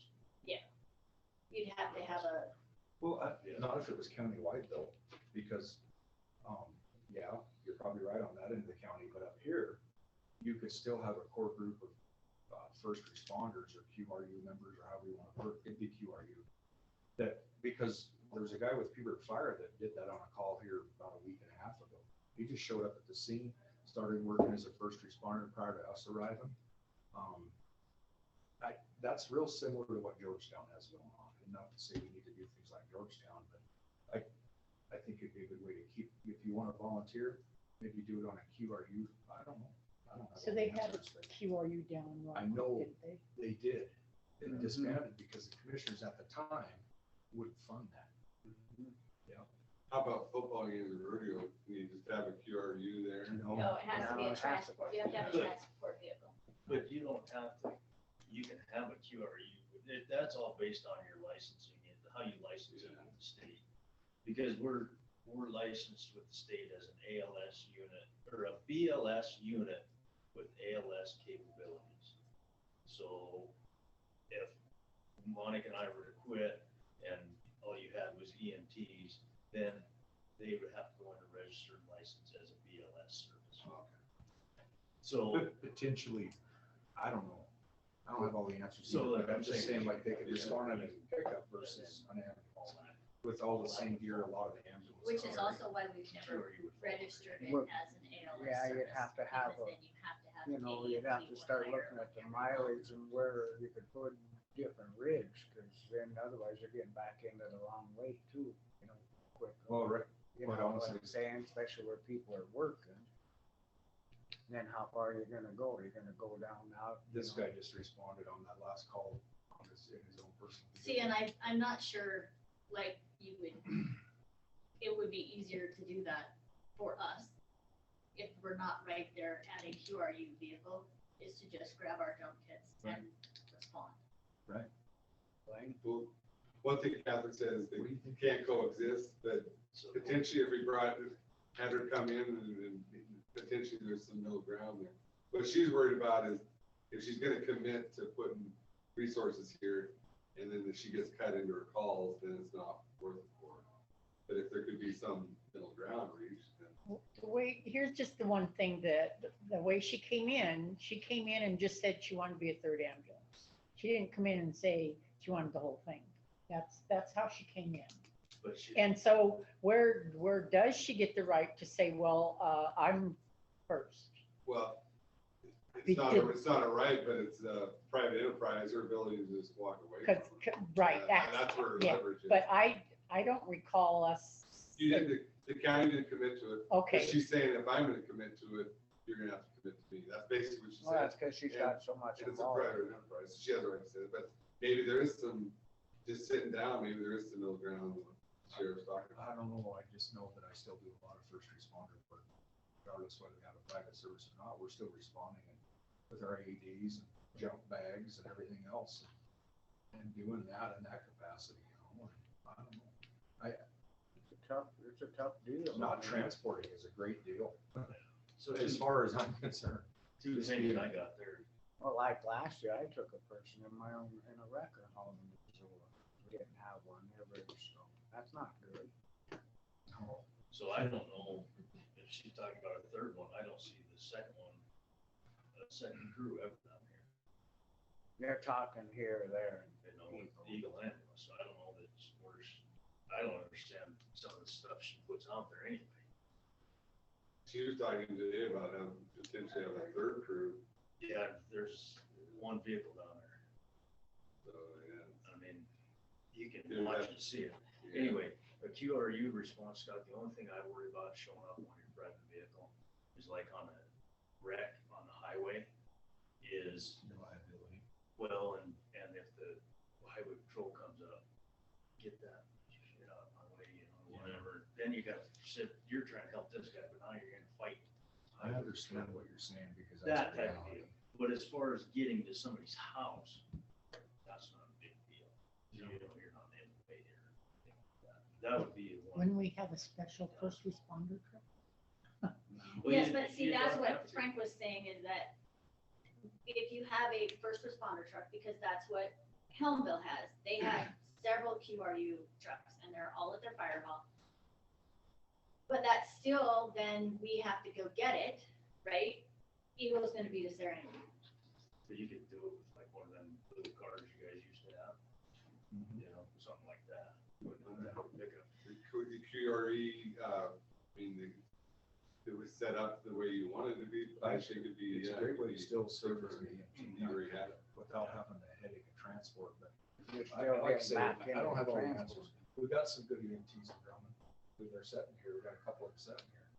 I'm just telling you that I guarantee you, I don't know about how long these guys are gonna stay with Drummond, I don't know. But over the years that I've been involved with ebbs and flows, you'll see good numbers and then it drops off. People, we didn't even call them this thing years ago for 2 years because they had no one. Just didn't call them. You know, I don't wanna see that fade with Drummond either. I care about the volunteer services here, but Yeah. I guarantee you, you'll be having this same discussion again about volunteers on the ambulances at some point in the future. May not be anytime soon. But it's just the way it is. Wayne? Their thought too, it could be if Phillipsburg, if Drummond volunteers remain, that they had a contract with Eagle where basically the volunteers could have so many runs in each side of the county, and there could be something like that too. Well, But the what only thing happens- about that is, It's though, just if you're really- telling them that they gotta take so many runs, and they get, well, they'll say, well, this, like Eagle said, well, this is our run, cause we need this, you know, and that's. But if they putting knew that there was gonna be competition. some taken out of it, then Yeah. they would work with them. But I'm just saying it's a possibility that it could be put in agreement about it. So when the dispatch, they put it out to everybody, and then whoever responds first Yeah. says they're on the way. And I then, don't know if you guys are still calling in or not, are you? There's no point. I did last night, but we don't usually don't call. There's really no point in calling in because We just figure they're gonna be there. Nope. Just not gonna be here. you can't beat them. You can't beat them and they don't stand down. So why bother calling in? I just, boy, it gives me a lot of heartburn to Paige Drummond, just hear me out. I know like Phillipsburg, they're sending 6 pages begging, please, Yeah. on and on, crying, dispatchers crying and everything else. We send out multiple pages, you spend precious minutes doing that, and then page out a second service. I just, boy, I feel that the best way to do that is to simultaneously page. So the only thing. And that does away with sucks Drummond about because it they're is- not gonna call in. is Trying to get So, back into. so you want dispatch. to put dispatch in the position of Page and Drummond, hoping we get a crew, wait 10 minutes, 5-10 minutes, and then page Eagle. I guarantee, I'm not an attorney, but that puts dispatch in the county of the liability. The No, way Scott, around I that, want though, you to is do you what's agree- best for you guys because it's not gonna matter for us. We have jobs that we can go back to and not have to worry about this. But I'm It's not telling you, about us, it's about people that we're talking about, that I have to like take care of in the ditch prior to this because we didn't have that service. It's not about us, it's about them. What could resolve that issue though, of the both being called out is having a formal agreement where that, they're guaranteed so many from each side, then they would have to stand down under that agreement. But which, I mean, it's something that could be negotiated. I'm not saying that's the way it has to be, it's a possibility. The only other thing, then, if you're waiting, like he's saying, on the call, if they're called, say they get called and they don't go, and then that time matters about life and death. Yeah, And that's well, what it's all about. That agreement would have to say they both get called out at the same time, but then it could say that so many times they are required under that agreement to stand down. so if you're talking Oh, I liability see what you're wise, saying, Blaine. Yeah. I Sorry. understand okay, we're all that. talking at once. here. Sorry, Monica, go ahead. if you're talking liability wise, and you paid both of us at the same time, and they can prove that Eagle could have made it there, but stood down,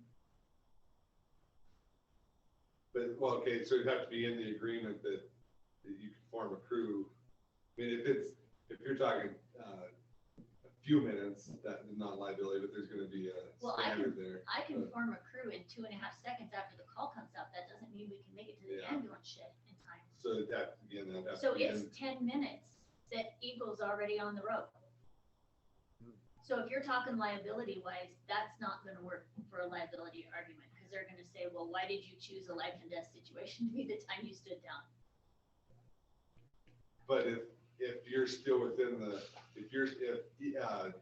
if Drummond ambulance is still within a reasonable time frame, then there's not gonna be liability there. But the issue is, yeah, it's getting it's a complex situation. You could put it into an agreement that, is that what is best for the, I wouldn't say liability, what is best for the person who bears for. My opinion is that it's in your budget for your licenses right now. And it's not gonna hurt to have those licenses. It's the 40 hours to get them is the issue, Blanche. Whether it's in our budget to pay for the licenses, it's the 40 hours that it takes the individuals to get it. So are they compensated or they get mileage or anything?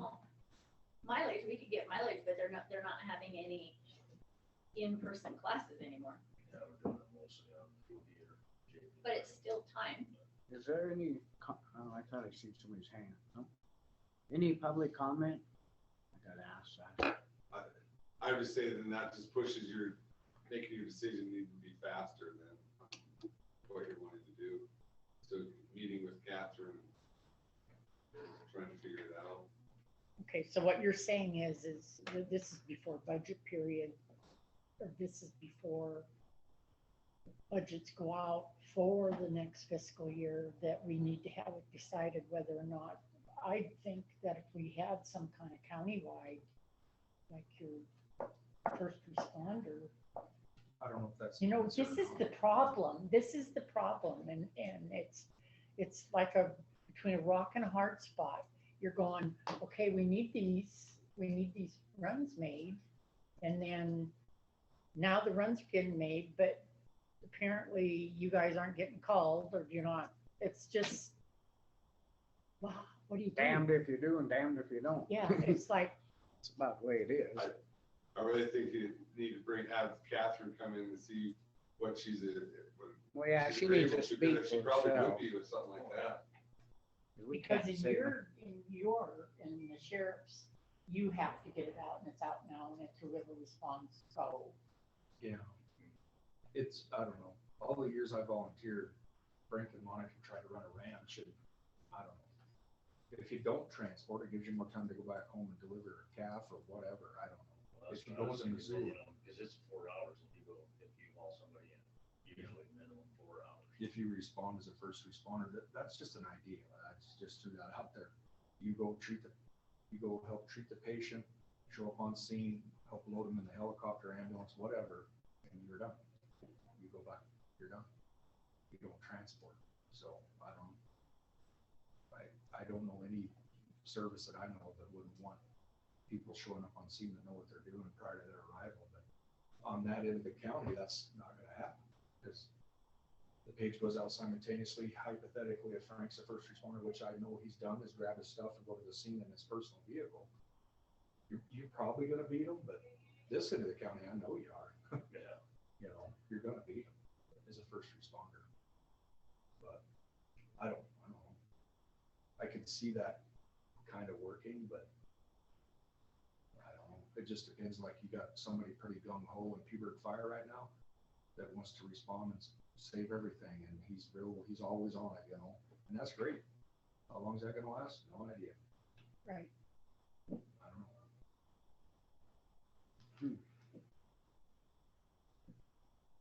I don't have anything else. So did we accomplish anything? I don't think so. No, but at least. No, but I know you you're- That's all I asked understand. for was a discussion. What's that, Frank? I just asked for a Yeah. discussion. No, yeah, no, this is, Because we couldn't meet somewhere in Right. a cafe. no.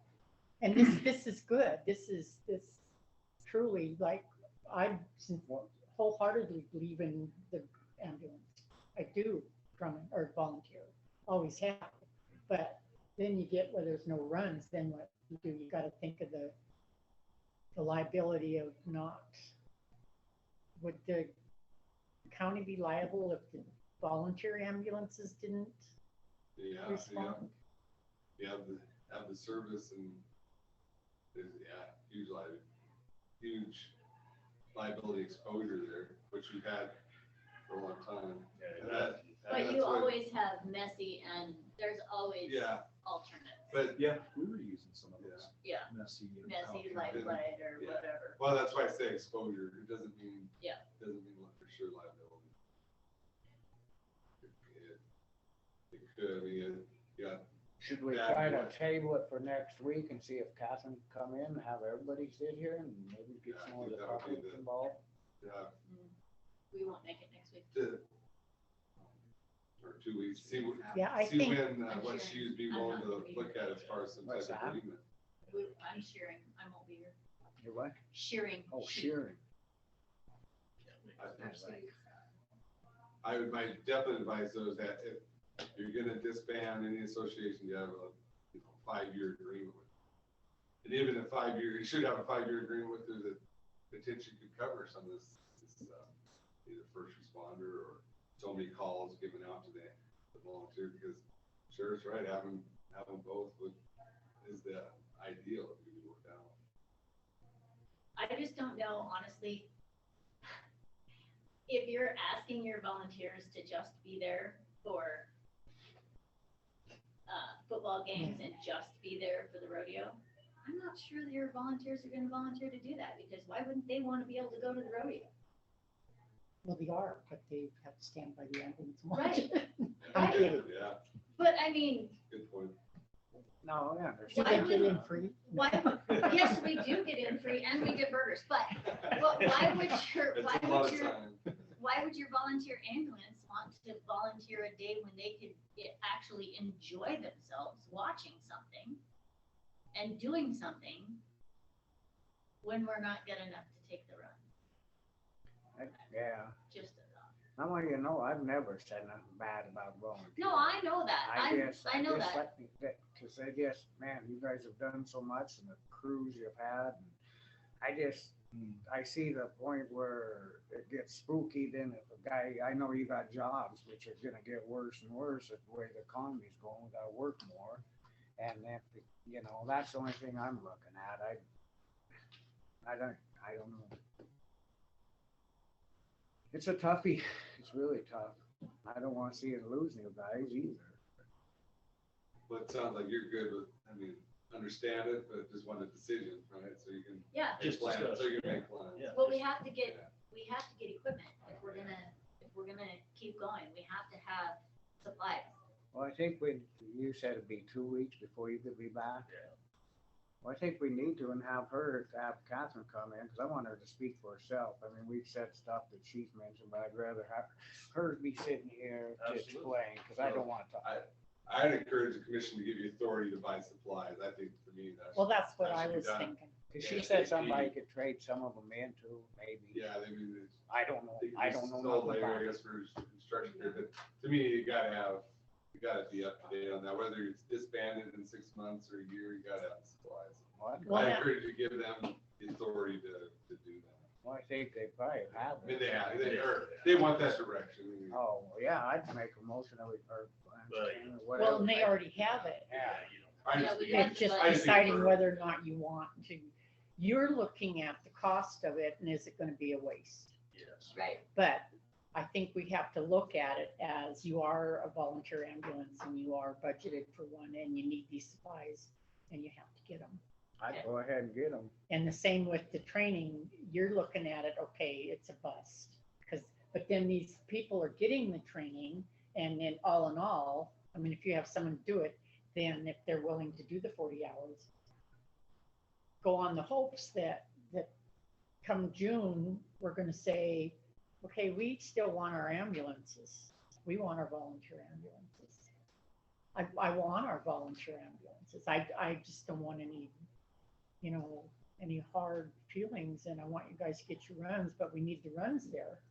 Yeah, if Eagle did pull out, that'd be all we have, Yeah, if that were to happen. and that's the thing is because of the fact, if luckily, do you see where I'm coming from? I see where you're coming from. Luckily, we're still an ambulance and you're not getting the runs. I just think It's a waste. no, I think it's pretty convenient the way this all came about for her. That's all I think. I'll leave it at that. What do you mean? Hopefully some middle ground could be reached. Well, as long as they were able to respond faster than we were and we had to stand down, it made it convenient for her to come in and say, well, you now have to make a choice because Drummond's not even running. Well, of course we're not running. We can't get there in time. It's pretty convenient. That's why I think there's middle ground. She didn't have all the leverage. See, this is, we need the public to say, hey, I'm still willing to pay taxes for an ambulance. If they can't make the runs, then we've got them there when they can. The only fix to what Monica is saying, so just to tell dispatch, if Drummond gets a crew that calls in within seconds, then tell Eagle to stand down. I agree with That's you, what you Dan. wanna do. You should hear the public, but ultimately they're wanting you guys to make the reasonable call. And so if there could be some, Exactly, Yeah, but what I'm saying is if we have a lot of interest and they say, Yeah. hey, we want our ambulance, then we say, yes, you keep your ambulance, because they're paying for it.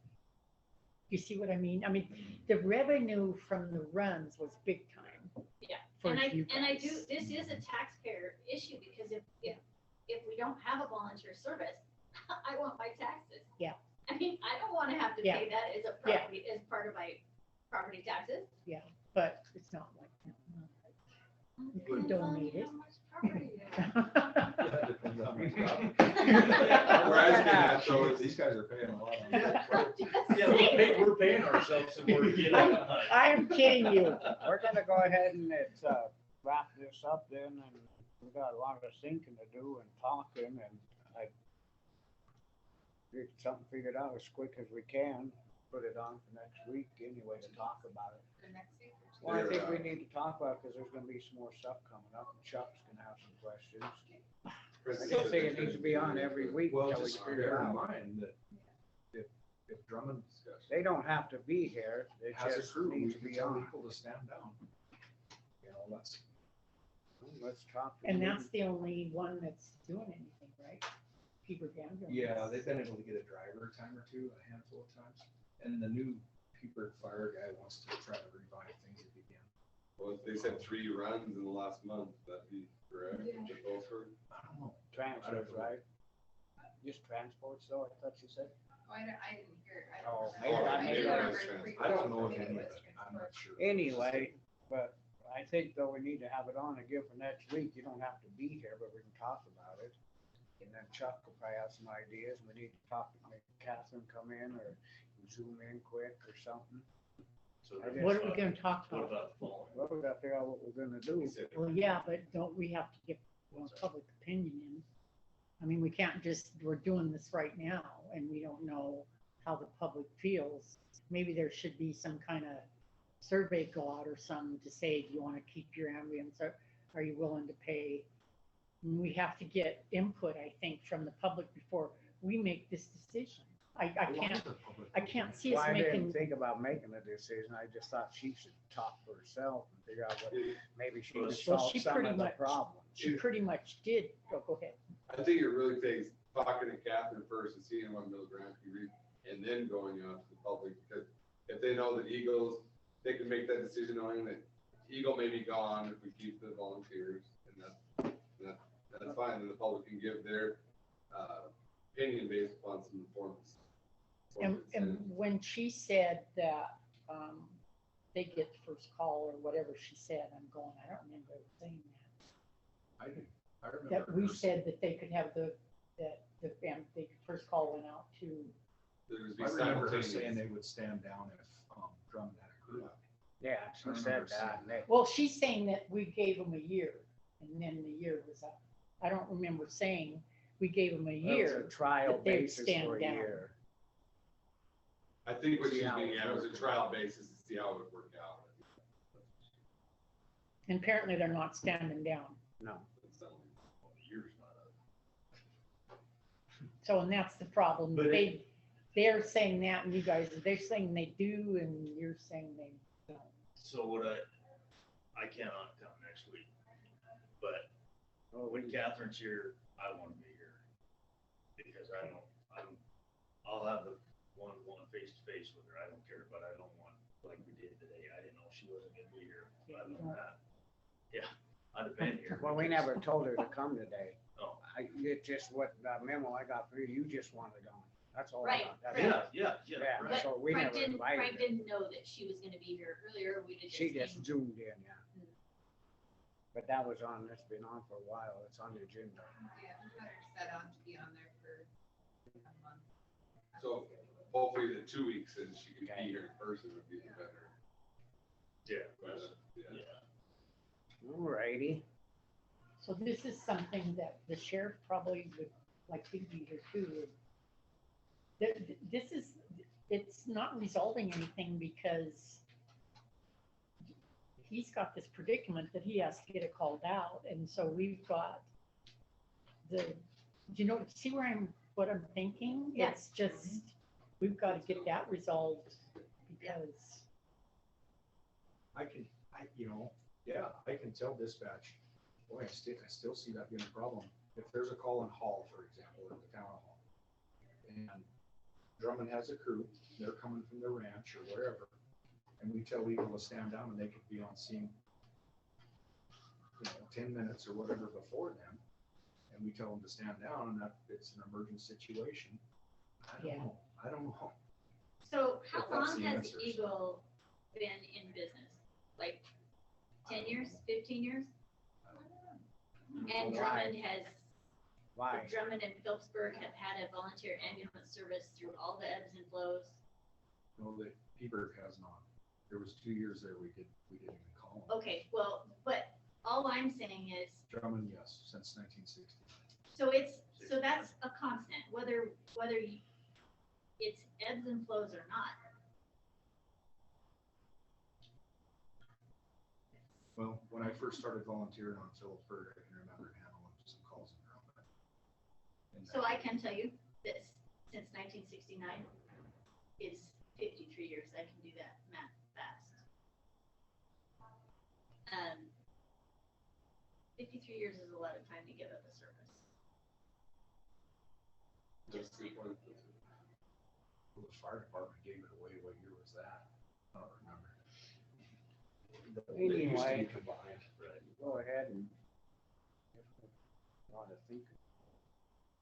Yeah, that's, like I said, I'm not asking for an answer, just to discuss and see what we well, with, one thing with Blaine saying, go forward with your supplies and your training, I think. Okay. What do you think? Seriously. About what? What the way you're talking, I missed it. I thought we were done. Supplies, yeah. Yeah. Yeah, go ahead with the stuff. Yeah, Yeah, I said to- go ahead. I thought you were talking about that. No, for them to go ahead with your, just go carry on, guys. Carry on. All right. Sounds good. Do you think? I think you should. It's in the budget. It's already been collected. It's there. Okay. We can't give it back to them now. We can just stop taking it from them. Right. There, that makes sense? Yeah. She's just saying there might be some people that aren't gonna need, they don't have a firm commitment, they might not get the training. They can't get a rebate on their taxes that they've already paid. Yeah, right. Right. All righty. All right. We got another meeting. Okay, well, thank you. Thanks. So does that help you okay with just going forward? Just go Got forward? another meeting. Sounds good. You gonna be around later this afternoon? You want to tell people we're adjourning? What do you need? We're adjourned. You're a CFP.